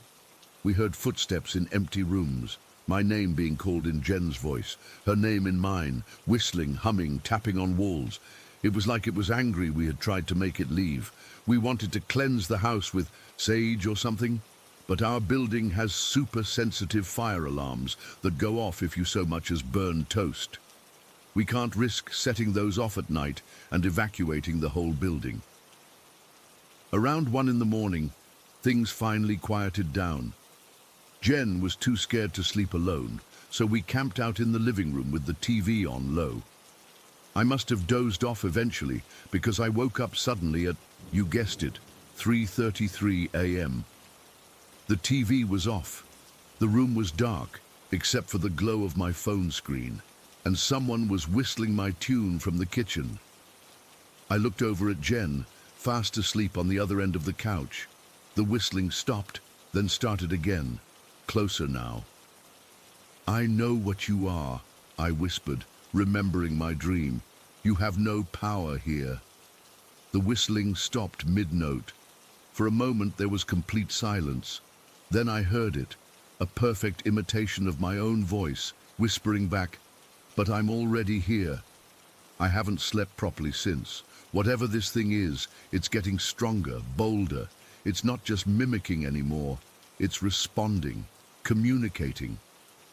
Last night, Jen and I both heard it mimicking our laughs at the same time, creating this horrible chorus of our own voices. We're trying to find ways to cleanse the house that won't set off the fire alarms. Holy water, maybe? Salt lines? I don't know. I'm open to suggestions because I don't think I can take another night of hearing myself when I'm not speaking. The worst part is, sometimes I hear it when I'm alone, and it sounds just like me. Same inflections, same tone, except I can feel the malice behind it. It's like hearing yourself through a funhouse mirror, and each time it happens, the mimic seems to get a little more accurate, a little more me. Story 16. I still get chills thinking about what happened at my grandfather's apartment back in 2007. I've never told many people about this, and honestly, I'm not sure I want to share it now, but I need to get this off my chest. My grandfather got a job as a manager at an oil refinery in Louisiana after the previous manager, Jack something or other, mysteriously disappeared. The company provided housing for managers in this old apartment building near the refinery. It was one of those places built in the 60s that had definitely seen better days. The walls were thin, the pipes rattled, and the whole place had that musty smell that old buildings get in humid places. When Grandpa first moved in, the place was still technically a crime scene. The police had only just finished their investigation a week before. Apparently, Jack had been missing for a while before anyone really noticed. He was known as a loner, didn't socialize with co-workers, didn't have family in the area, kept to himself. The kind of guy who could disappear for days and nobody would think to check on him. It wasn't until he missed an important meeting that anyone got concerned.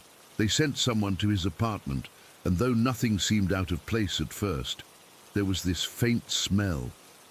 You know the kind. That sweet, sickly smell that makes your stomach turn. The maintenance guy noticed it was stronger near the laundry room, which was weird because there was just a solid wall there. Long story short, they discovered Jack had actually knocked out part of the wall and created a hidden room in what was basically dead space in the building's attic area. And that's where they found him. He'd been dead for nearly 5 days. Heart attack, they said. Nobody to hear him call for help in his secret little room. By the time my grandfather moved in, the wall had been properly finished, and the company decided to convert the space into a legitimate guest bedroom. They put in proper insulation, drywall, even a small window that hadn't been there before. To be honest, it was actually a nice little room, cozy even, if you didn't know its history. Fast forward, about 3 months. My mom decided to visit Grandpa for a week. I was away at college, so I didn't go with her.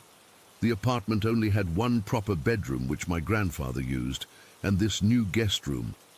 Mom said she felt a little weird about staying in there when Grandpa first showed it to her, but she brushed it off. She'd always been practical, not the type to get spooked by ghost stories. The first night went fine. The second night, she mentioned that the room felt unusually cold, but Grandpa said the whole building had terrible temperature regulation. Nothing weird there. It was the third night when things started getting wrong. Mom called me the next morning, and I could tell immediately something was off. Her voice was shaky, and she sounded exhausted. She told me she'd barely slept. When I asked why, she hesitated. "I don't want to sound crazy," she said, "but something happened last night."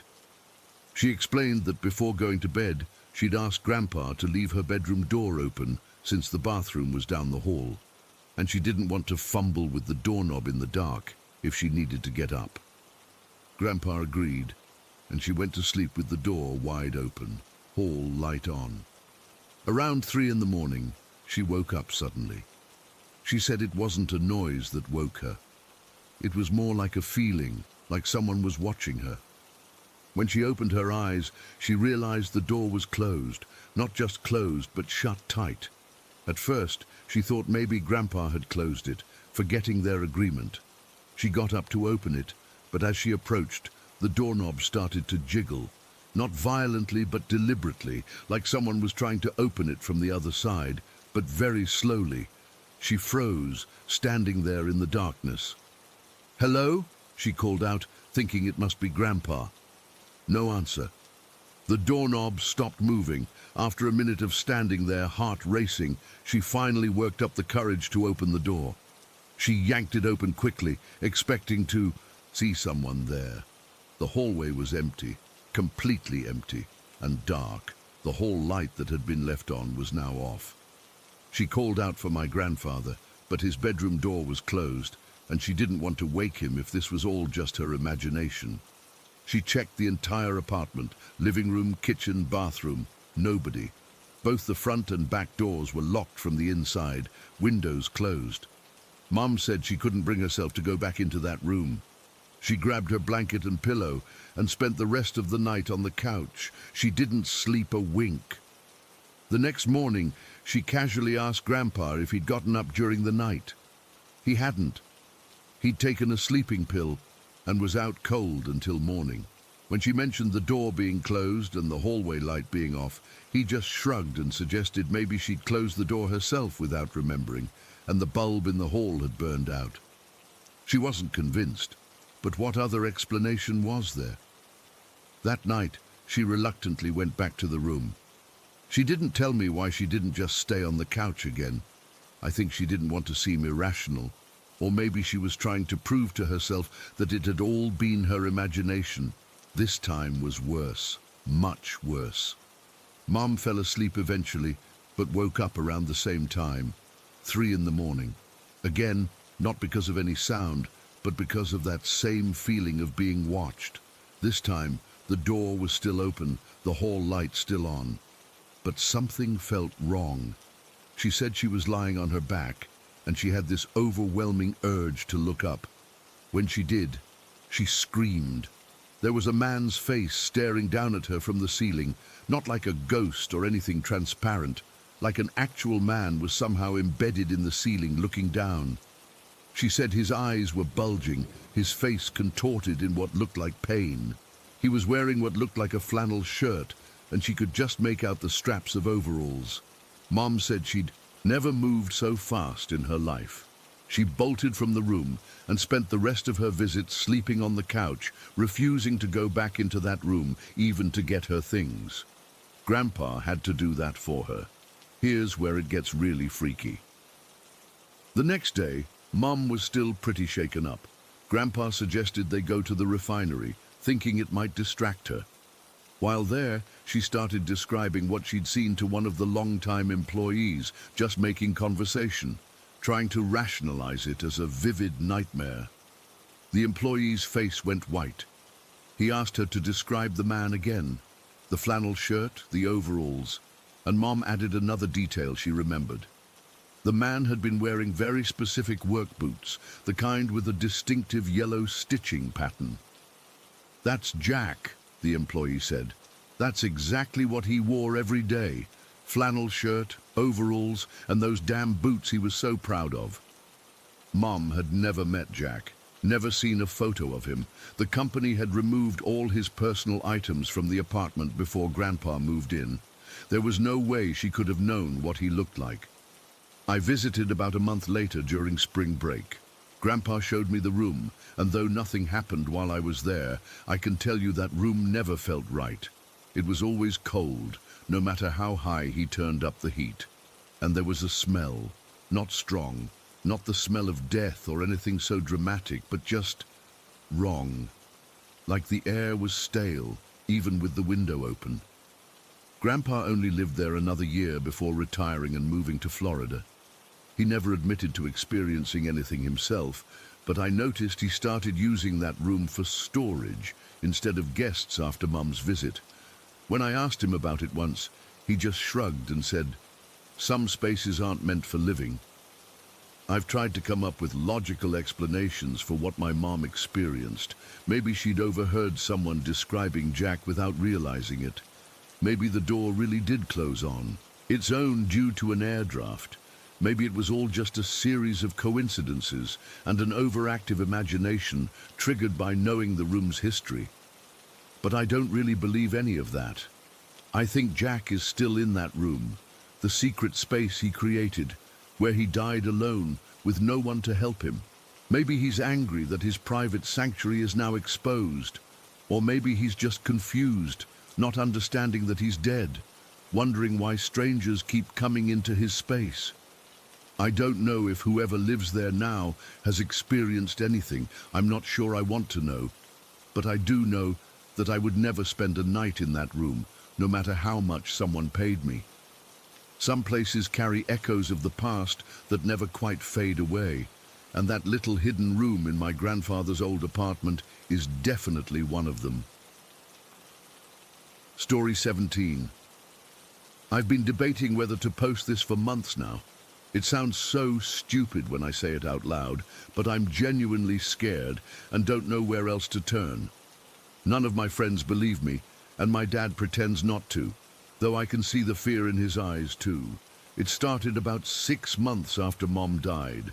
I was finally getting my life back together after the funeral and all the paperwork. I'd moved into this small flat in Oakfield, nothing fancy, just a one-bedroom place with a decent kitchen and living room. It's on the second floor of an old converted house with good natural light and affordable rent. Perfect for a fresh start. The first time it happened, I was cooking dinner. Just some pasta with jarred sauce, nothing that would create any weird smells. Suddenly, I caught a whiff of cigarette smoke. Not just any cigarette smoke, but Marlboro Reds. Mum's brand. The one she smoked right up until the day she died. At first I thought maybe it was coming from outside. I checked the windows, all closed. Went to the front door and peeked out into the hallway. Empty. No. Neighbors around smoking. I even went outside and walked around the building. Nothing. When I came back in, the smell was still there, hanging in the kitchen like someone had just put out a cigarette seconds ago. Then, after about 5 minutes, it was gone. Just vanished. I tried to brush it off. Old buildings trap smells, right? Maybe the previous tenant was a smoker and something triggered the release of old smoke particles. That's what I told myself. But it kept happening. Once or twice a week at first, then almost daily. Always the same distinctive smell of Marlboro Reds. Always lasting about 5 to 10 minutes before disappearing completely. And it wasn't just in one spot. It would follow me from room to room. I'm not crazy. I know what cigarette smoke smells like. My mum smoked 2 packs a day for over 30 years. That smell was the backdrop of my childhood. The way it clung to her clothes, her hair, the furniture. How it seemed to seep into the walls of our family home. I could identify her brand blindfolded. After a month of this, I started to worry there might be a fire hazard somewhere. I checked all the sockets, unplugged appliances I wasn't using, inspected the heating system. Nothing looked wrong. I even asked my landlord to send someone to check for fire risks. The maintenance guy came, tested everything, and found nothing unusual. He actually looked at me like I was making it up when I described the smell. "No evidence of any smoke damage or fire risk, miss," he said, "and I don't smell anything now." Of course he didn't. It never happened when other people were around. At least, not at first. I tried air fresheners, scented candles, even had the place professionally cleaned. Nothing helped. The smell would always return, unpredictable and unmistakable. That's when I started connecting the dots.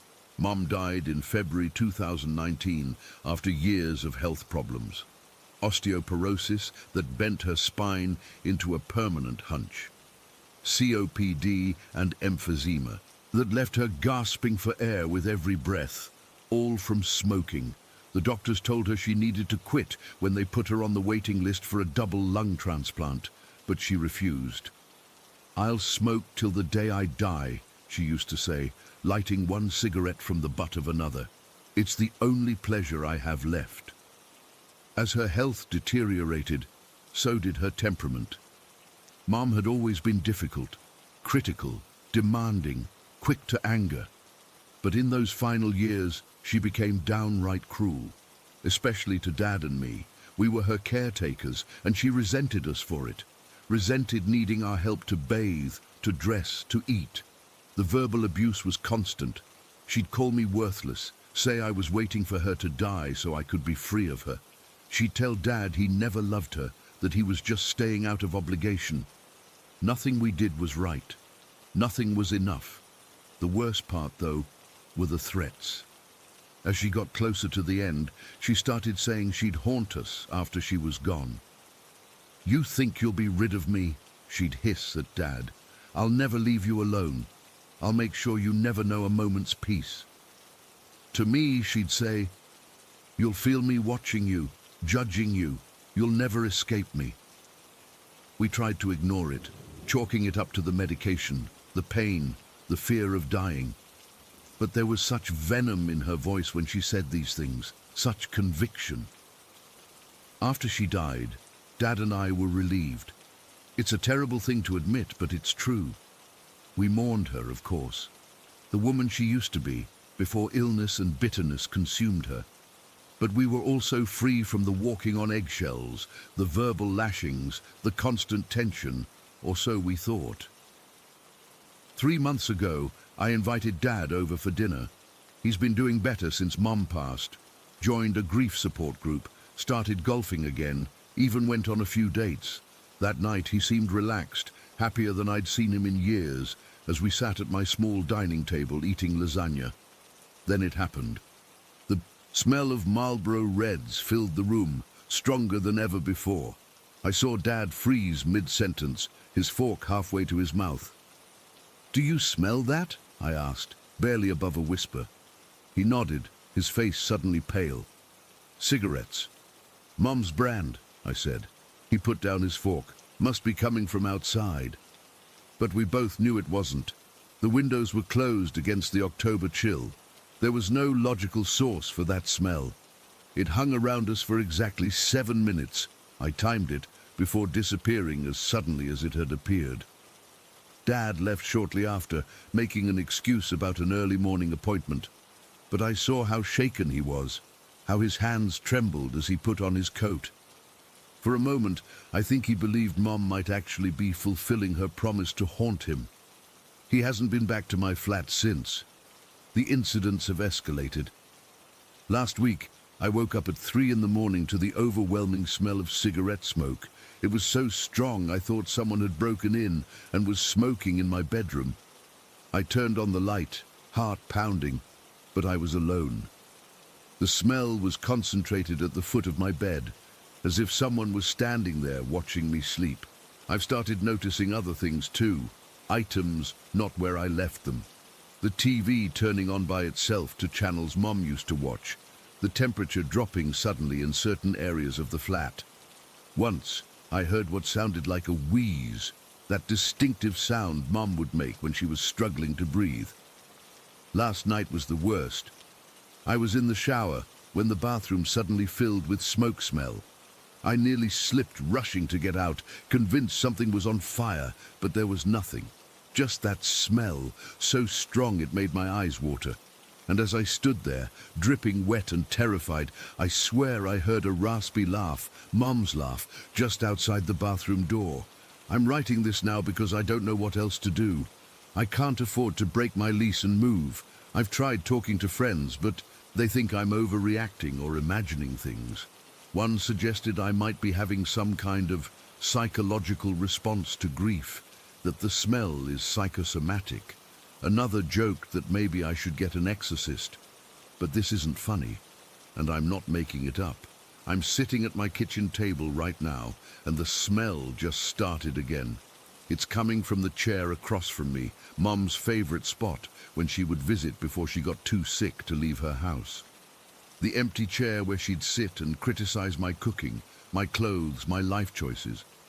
I can almost see her there, cigarette between her yellowed fingers, that look of contempt on her face, watching, judging, just like she promised. The worst part is knowing that if this really is Mom's ghost, she's doing exactly what she said she would.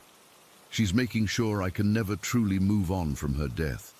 She's still controlling my life, still filling me with anxiety and dread, even from beyond the grave. I'm trapped in this flat with her presence, jumping at every unexplained noise, tensing up every time I catch a whiff of cigarette smoke, wondering if she can hear my thoughts, if she knows how scared I am. Sometimes I talk to her, beg her to leave me alone, to find peace. Other times I get angry, tell her she can't hurt me anymore. But the smell just comes back, as persistent and unyielding as she was in life. Last night, I finally broke down and called Dad, told him everything. There was a long silence on the phone before he spoke. "Your mother always kept her promises," he said quietly. Then he hung up. I don't know what to do now. I'm sitting here watching the empty chair across from me, the smell of Marlboro Reds hanging in the air between us, waiting to see what happens next, wondering if this is what the rest of my life will be like. Haunted by the bitter ghost of a woman who couldn't let go of her cigarettes or her anger, even in death. The smell is getting stronger now. Sometimes I think I see a faint outline in that chair, a hunched figure, watching, waiting. I've tried telling myself it's not real, that I'm imagining it all. But right now, as I'm typing this, my coffee mug just slid across the table by itself, stopped right at the edge, like someone pushed it, and I swear I just heard her voice, that familiar raspy whisper, "I told you I'd never leave." Story 18. I've never shared this with anyone outside my family. It's been 3 years since we moved out of that place, but I still have nightmares about it. I still wake up sometimes feeling those eyes on me. Moving to Thornwick wasn't my choice. I was 17 when Dad got this amazing opportunity to buy this super old house for way less than market value. Mom had passed away 2 years before, and Dad had remarried Sarah about 8 months prior. I think he saw this as a fresh start for all of us, me, him, Sarah, and her 10-year-old son, Jake. The house itself was something out of a Gothic novel. Stone walls, wooden beams that creaked when the wind blew, tiny windows that never let in enough light. Dad called it character, I called it creepy. It was over 500 years old, and the moment we pulled up in the driveway, I felt something was off. Not just old house off, but wrong, like the place was watching us. The first weird thing happened during the move-in. Dad was alone in the house, while the rest of us were grabbing lunch in the village. When we got back, he was tearing the place apart, looking for his car keys. He swore he'd put them on the sideboard in the hallway, but they weren't there. We all helped look for over an hour, and then suddenly they were right there on the sideboard. Dad kept insisting he'd checked that spot at least 3 times. "Someone's playing games," he said, trying to laugh it off. Nobody admitted to moving them. That night, I couldn't sleep. My room was at the end of the upstairs hallway, with this long walk past 3 other doors to get to the bathroom.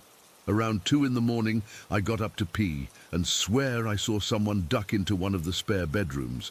Just a quick movement out of the corner of my eye. I figured it was Jake or Sarah, but when I checked, the room was empty. By the end of the first week, we were all seeing things. Jake would talk about the shadow man who stood in his doorway at night. Dad kept glimpsing movement upstairs when everyone was downstairs. Sarah would freeze sometimes, staring down empty hallways like she'd seen something. I started feeling like I was being watched everywhere in the house. I'd be doing homework and get this intense sensation of eyes on my back. I'd spin around, but nobody would be there. Just this lingering cold spot that would disappear after a few seconds. About 2 weeks after moving in, Sarah's friend Maureen came to visit. She's one of those women who wears crystal necklaces and talks about energy fields. Usually, I'd roll my eyes at that stuff, but the minute she walked in, she stopped dead in the entryway. "You have company," she said, her face all serious. Sarah laughed nervously. "What do you mean?" "There are spirits here, several of them." Maureen walked slowly through the downstairs rooms, stopping occasionally to touch the walls. "Most are just residents. They're curious about you. They don't mean harm." "Most?" I asked. Maureen looked at me strangely. "Yes, most." That night, I had the first dream about her, the woman with the smile. In the dream, I was walking up our staircase when I felt hot breath on my neck. I turned around and saw her, tall and thin, with limbs that seemed too long for her body. Her fingers ended in these curved, sharp points that weren't quite claws, but weren't human either. But it was her face that made me wake up screaming. Her eyes were wide open, unblinking, and she had this grin that literally stretched from ear to ear, showing too many teeth. Dad and Sarah came, running in. I was sobbing, telling them about the dream, but I could tell they thought it was just stress from the move. Sarah sat with me until I fell back asleep, but I kept my bedside lamp on. The next morning, Sarah was making breakfast when she suddenly dropped a plate. Her face had gone completely white. "Someone just whispered in my ear," she said, her voice shaking. I felt this cold, like ice water down my spine, and then someone whispered, "Sassy." That hit me hard because Sassy was Sarah's childhood nickname. She'd mentioned it once, weeks ago, when showing us old family photos. No one in our house ever called her that. Later that same day, Dad went out to the garden shed early to get some tools for the renovations he was planning. When he came back in, he looked disturbed. "There was this cat," he said over coffee, "just sitting there staring at me." "A cat?" Sarah asked. "The neighbors have several." Dad shook his head. This was different, completely black with these yellow eyes that almost seemed to glow. I tried to scare it off, clapped my hands, yelled, but it just sat there staring at me for like 5 straight minutes. Then it just calmly walked away. I remember feeling sick when he said that, like this was all building up to something. That night I had another dream about the grinning woman. This time she was standing at the end of the hallway outside my room. just watching me. In the dream, I was paralyzed, couldn't move, as she slowly tilted her head at an impossible angle, that horrible grin widening even further. I woke up gasping for air, feeling like someone had been sitting on my chest. When I got up to use the bathroom, I nearly collapsed in terror. There, in the mirror, I saw 3 long scratch marks down my right arm. They were red and raised, like something had clawed me, but I didn't remember scratching myself or catching my arm on anything. I ran to Sarah and Dad's room, crying. They turned on the lights and examined the scratches. Dad suggested I might have done it to myself in my sleep, but the marks were in a place I couldn't easily reach, starting from the back of my shoulder. The next day, things escalated quickly. Objects started disappearing and reappearing in different places. My hairbrush vanished from my dresser and showed up in the kitchen.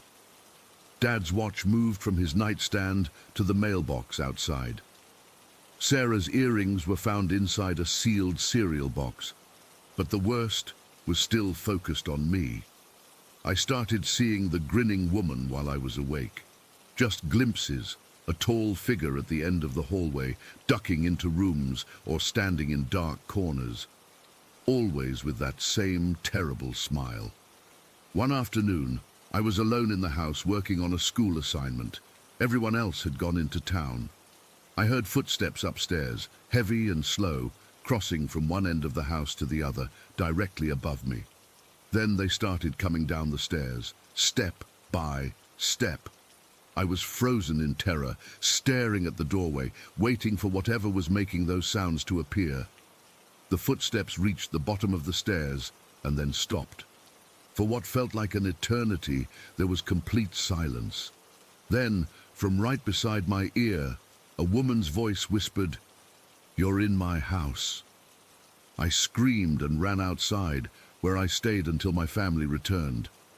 When I told them what happened, Dad checked the whole house. Nothing, no sign of an intruder. But when we went upstairs, all the doors to all the bedrooms were wide open. We always kept them closed because of the drafts. That night, I refused to sleep in my room. I camped out on the living room couch with all the lights on. Around 3 in the morning, I woke up feeling something watching me.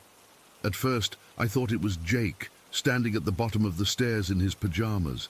But as my eyes adjusted, I realized it wasn't Jake at all. It was her, the grinning woman. She stood completely still, her unnaturally long arms hanging at her sides, those claw-like fingers twitching slightly. Her head was tilted at that same impossible angle, and that grin, God, that grin seemed to split her face in half. I couldn't move, couldn't scream. She just stood there watching me. And then, very slowly, she raised one hand and beckoned to me with a single curved finger. That's when I found my voice and screamed louder than I ever have in my life. The lights in the living room exploded, glass shattering everywhere. Dad and Sarah came running downstairs. By the time they reached me, the woman was gone, but the room was freezing cold. The next morning, I woke up with 5 deep scratches across my back. They were too deep to be self-inflicted, and they formed a distinct pattern, like a hand had clawed me.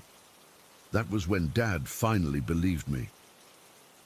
We contacted the previous owners, who admitted they'd only stayed in the house for 6 months before moving out. They'd heard stories about the house being haunted, but dismissed them until their teenage daughter started having nightmares about a smiling woman who wanted to take her away. We moved out the next day, leaving most of our stuff behind. I didn't care. I just wanted out. We found a hotel in the next town over and stayed there while looking for a new place. 3 years later, I still have nightmares about that house, about her. Sometimes I wake up feeling cold fingers on my skin. The doctors said the scratches were probably stress-induced dermatographia, but they couldn't explain why they only appeared after the nightmares or why they were so deep. The house in Thornwick is vacant again. According to locals, no family has stayed there longer than a year in the past century. They say a woman was murdered there in the 16th century, accused of witchcraft, and hanged from the oak tree that still stands in the garden. Before she died, she swore she'd claim the souls of young women who slept under her roof. I don't know if that's true. All I know is what I saw, what I felt. And sometimes, when I catch movement from the corner of my eye, I'm terrified I'll turn and see that grin again, those clawed hands reaching for me. Story 19. I've been struggling with whether to post this for a while now. It's been over 30 years since it all started, but I still get goosebumps thinking about it. I guess I'm hoping writing this out might help me make sense of what happened or didn't happen. I honestly don't know anymore. When I was a kid, around 6 or 7 years old, my best friend was Jason. Our moms had been friends since high school, so we basically grew up together. We lived in this quiet suburban neighborhood in Connecticut with these dense woods behind our houses. Nothing special, really, just your typical middle-class neighborhood with cul-de-sacs and matching mailboxes. Those woods, though, they were our kingdom. Every day after school, we'd race through Jason's backyard, hop the short wooden fence, and disappear into the trees. We had these trails we'd made ourselves, secret hideouts built from fallen branches, and climbing trees marked with our initials. I remember the smell of pine and dirt, the way the sunlight filtered through the leaves in patches. It was magical to us. My house was at the edge of the neighborhood, so the woods behind it stretched pretty far. My parents always told us not to go in too deep, but of course, we never listened. We'd spend hours pretending we were explorers, soldiers, or whatever else our hyperactive imaginations came up with that day. When I was 7, my dad got transferred to Ohio for work. I was devastated about leaving Jason and our woods behind. I remember crying the whole 6-hour drive to our new home, but our families stayed close, and we'd visit each other a couple times a year. It wasn't the same as living next door, but at least we got to see each other. Fast forward to when I was 13. Our family had driven back to Connecticut for a long weekend to visit Jason's family. It was fall, and the leaves were starting to change. Jason and I had spent most of the first day catching up, playing video games, and just being stupid teens. On the second day, we decided to venture back into our old woods. It felt smaller somehow. The paths weren't as wide as I remembered, and some of our old hideouts had been reclaimed by nature.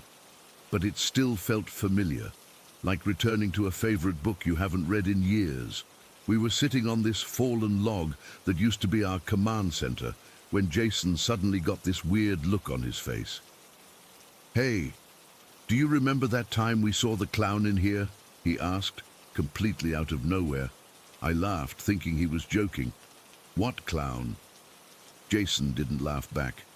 He just stared at me with this confused expression. "You seriously don't remember? The clown? In the woods. We were like, 6 maybe? We came around that bend in the trail by the 3 pine trees, and there was this clown just standing there staring at us." I felt a chill run down my spine, but I genuinely had no recollection of what he was talking about. Surely I would remember something that traumatic. A clown in the woods, that would have given me nightmares for years. "You're messing with me," I said, punching him lightly in the arm. "No, I'm not." His voice had this edge to it that made me uncomfortable. "We both saw it. We freaked out and ran all the way back to your house, don't you remember? We were so scared we didn't go back in the woods for like a week." I shook my head. "Jason, I think I'd remember seeing a freaking clown in the woods. That's not something you just forget." He dropped it after that, but I could tell he was bothered by my lack of memory. The rest of the visit was fine, but that conversation stuck with me. On the drive back to Ohio, I asked my parents if they remembered anything about a clown in the woods when I was little. They looked at me like I was crazy and said no. For the next few years, the clown incident became an inside joke between Jason and me. Whenever we'd see each other, he'd bring it up, insisting it happened, and I'd deny any memory of it. But the more he described it, the more I started to wonder if maybe there was something to it. Maybe I had blocked it out. Kids repress traumatic memories sometimes, right? When we were about 16, our families met up at a lake house for a weekend in the summer. Late one night, after our parents had gone to bed, Jason and I snuck out onto the dock with a couple of beers we'd stolen from the fridge. The moon was full, reflecting off the still water, and everything felt so peaceful. "You really still don't remember the clown?" Jason asked, after we'd been sitting in silence for a while. I sighed. "I don't know, man. Sometimes I think I might have this fuzzy memory of something in the woods, but I'm not sure if it's real or if my brain made it up from you telling me about it so many times." Jason took a long sip of his beer. "It was real. I still have nightmares about it sometimes." The way he said it, so matter-of-factly, made my skin crawl. "What exactly do you remember?" I asked, realizing I'd never really let him tell the full story. He stared out at the lake for a moment before answering. "We were running down that trail, you know, the one that goes past that weird twisted tree and then curves around by those 3 tall pines. It was getting late, and the light was fading. You were ahead of me, and you came around the bend first. You stopped so suddenly I crashed into your back."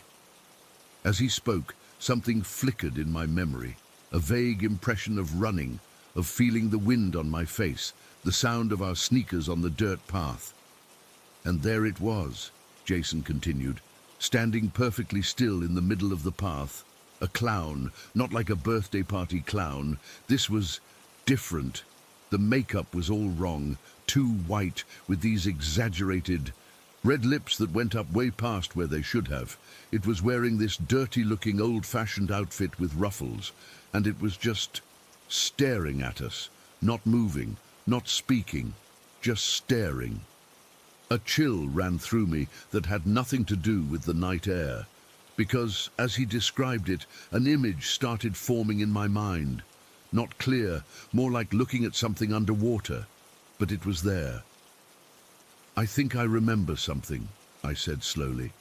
"But in my head, it wasn't a real person. I think it was like an inflatable clown or something, like a decoration someone had hung from a tree branch as a prank." Jason shook his head emphatically. "No, it wasn't inflatable. It was a person. It blinked, man. I saw it blink, and after we stood there frozen for what felt like forever, it smiled. That's when we ran." I didn't sleep well that night. I kept seeing flashes of something in the woods, but I couldn't tell if they were actual memories or just my imagination working overtime after Jason's story. Life went on. We graduated high school, went to different colleges, and gradually lost touch except for the occasional text or social media comment. I moved to Chicago for work, got married, had kids of my own. The clown story became a distant memory, something I'd occasionally remember and wonder about, but nothing that actively bothered me.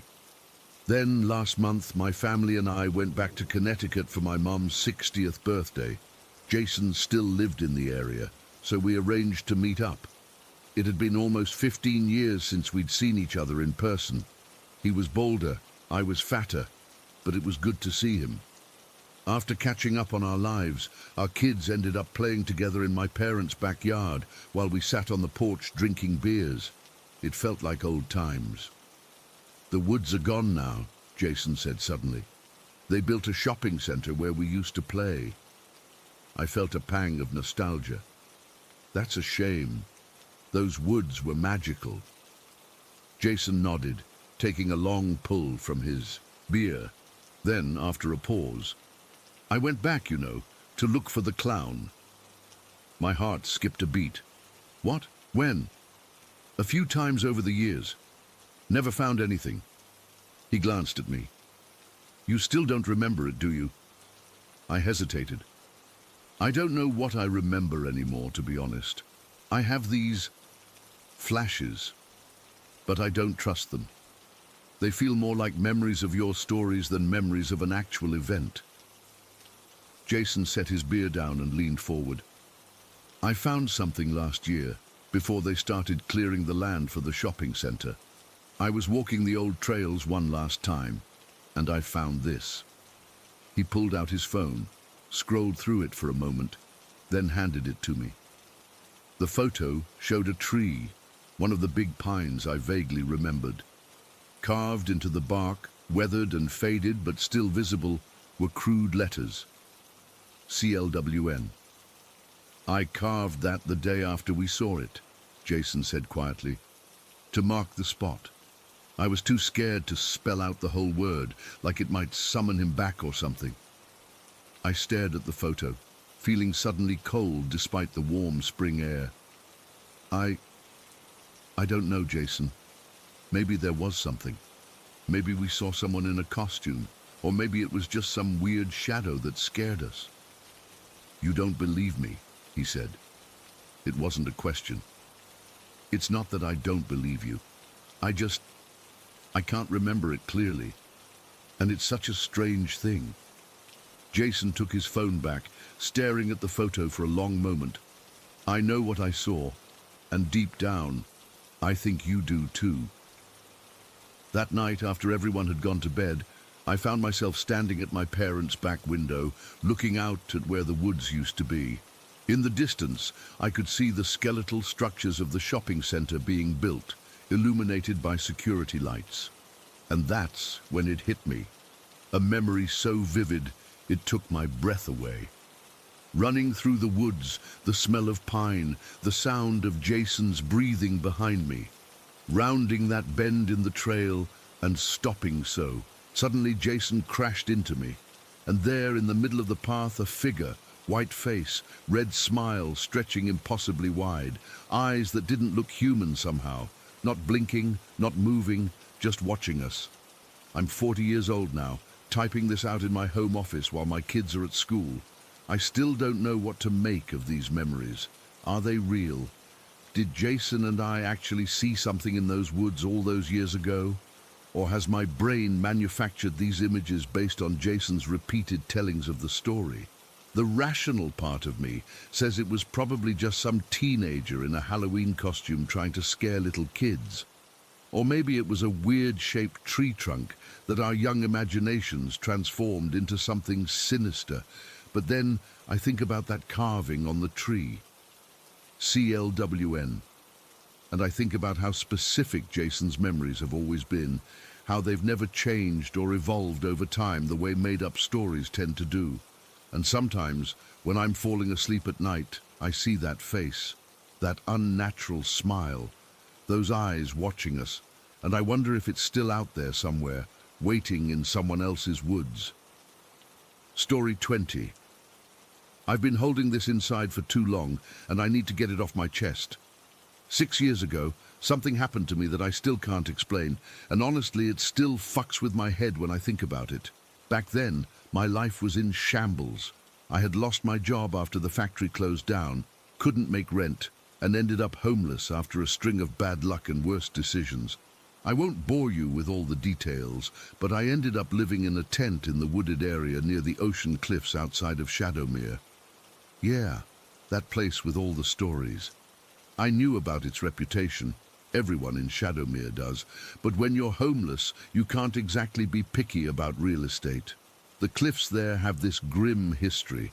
Over the years, dozens of people have jumped to their deaths. The locals call it the last step because of how many suicides have happened there.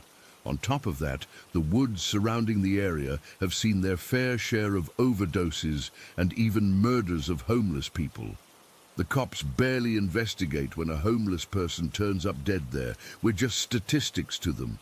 Despite all this, I chose that spot because it was secluded. When you're homeless, privacy becomes this precious thing you cling to. Plus, I had my cat, Beans, with me. He was this scrappy little orange tabby who'd been with me through everything. No shelters would take both of us, and I wasn't about to abandon him.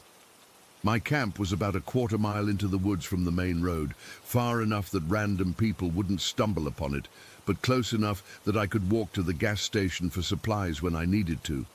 I had set up a small tent, nothing fancy, just enough to keep the rain off. Had a little fire pit dug out, surrounded by rocks I'd gathered. My sleeping bag was worn but warm enough. and I kept my few possessions in a backpack that I used as a pillow. Trust issues come with the territory when you're living rough. It was early October, and the nights were getting colder. The particular night this happened, I remember it was unusually still. No wind at all. The kind of quiet that feels heavy, you know? I had gone to sleep around 11 after sharing a can of tuna with Beans. He was curled up against my chest, like he always did when it got cold. I woke up suddenly at what must have been around 3 in the morning. I didn't have a watch or phone anymore, but I could tell by how dark it was and how long I'd been asleep. What woke me wasn't a noise exactly. It was singing. Very faint, beautiful singing coming from maybe 100 feet away, somewhere deeper in the woods toward the cliffs. Here's the weird part. It was barely audible, yet it woke me instantly from a dead sleep. The singing was odd. It wasn't in any language I recognized, but it had this melody that felt somehow familiar, like a half-remembered lullaby.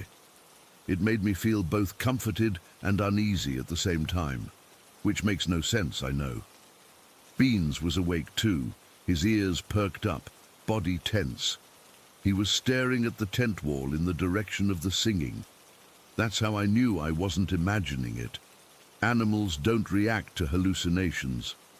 I lay there listening for maybe 30 seconds, trying to figure out what the hell someone would be doing singing in these woods at this hour.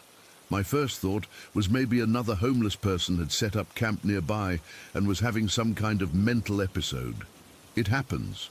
Or maybe some teenagers doing a séance or something stupid near the cliffs. Then, mid-note, the singing just stopped.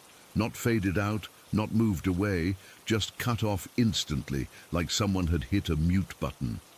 The silence that followed felt wrong somehow, like pressure in my ears. I was officially freaked out now.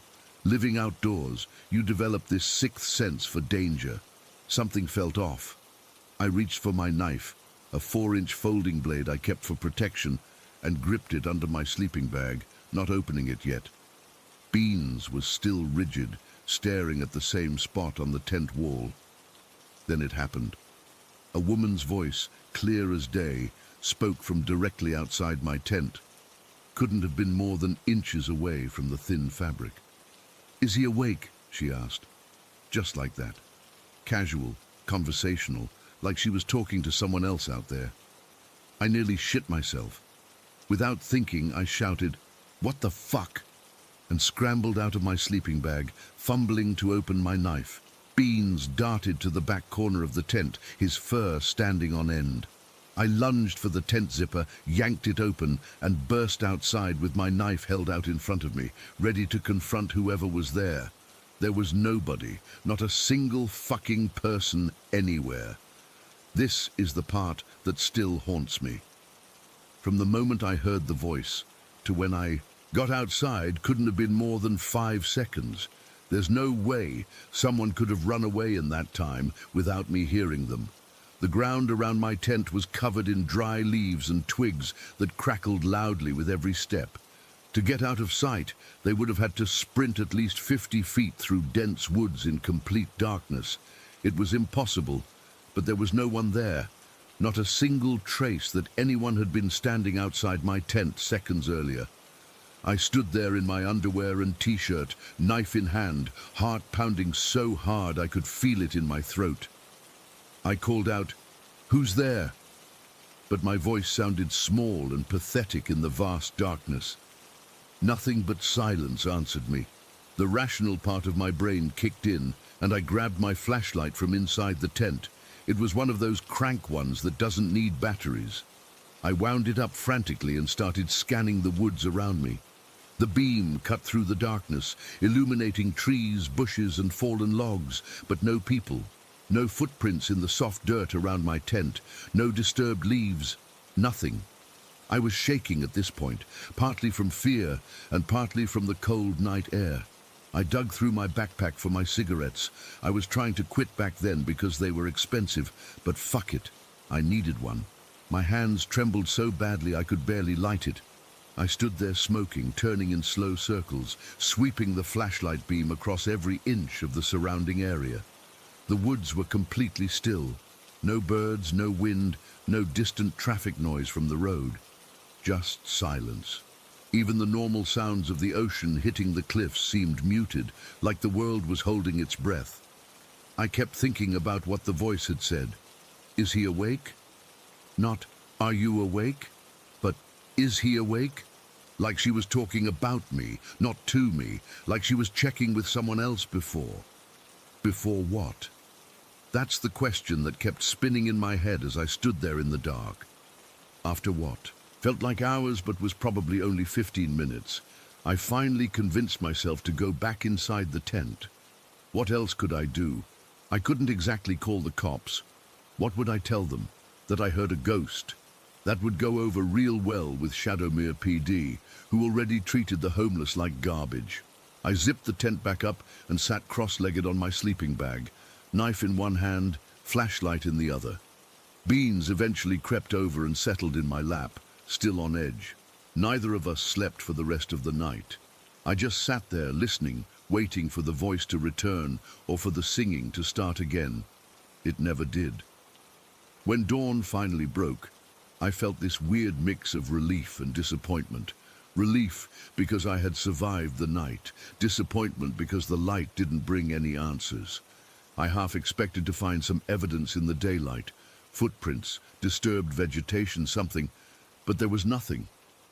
I stayed at that spot for another 3 weeks after that night. Partly because I didn't have anywhere better to go, and partly because I kept hoping for some explanation of what happened. During those weeks I experienced a few other minor weird things. Items in my tent moved slightly from where I'd left them.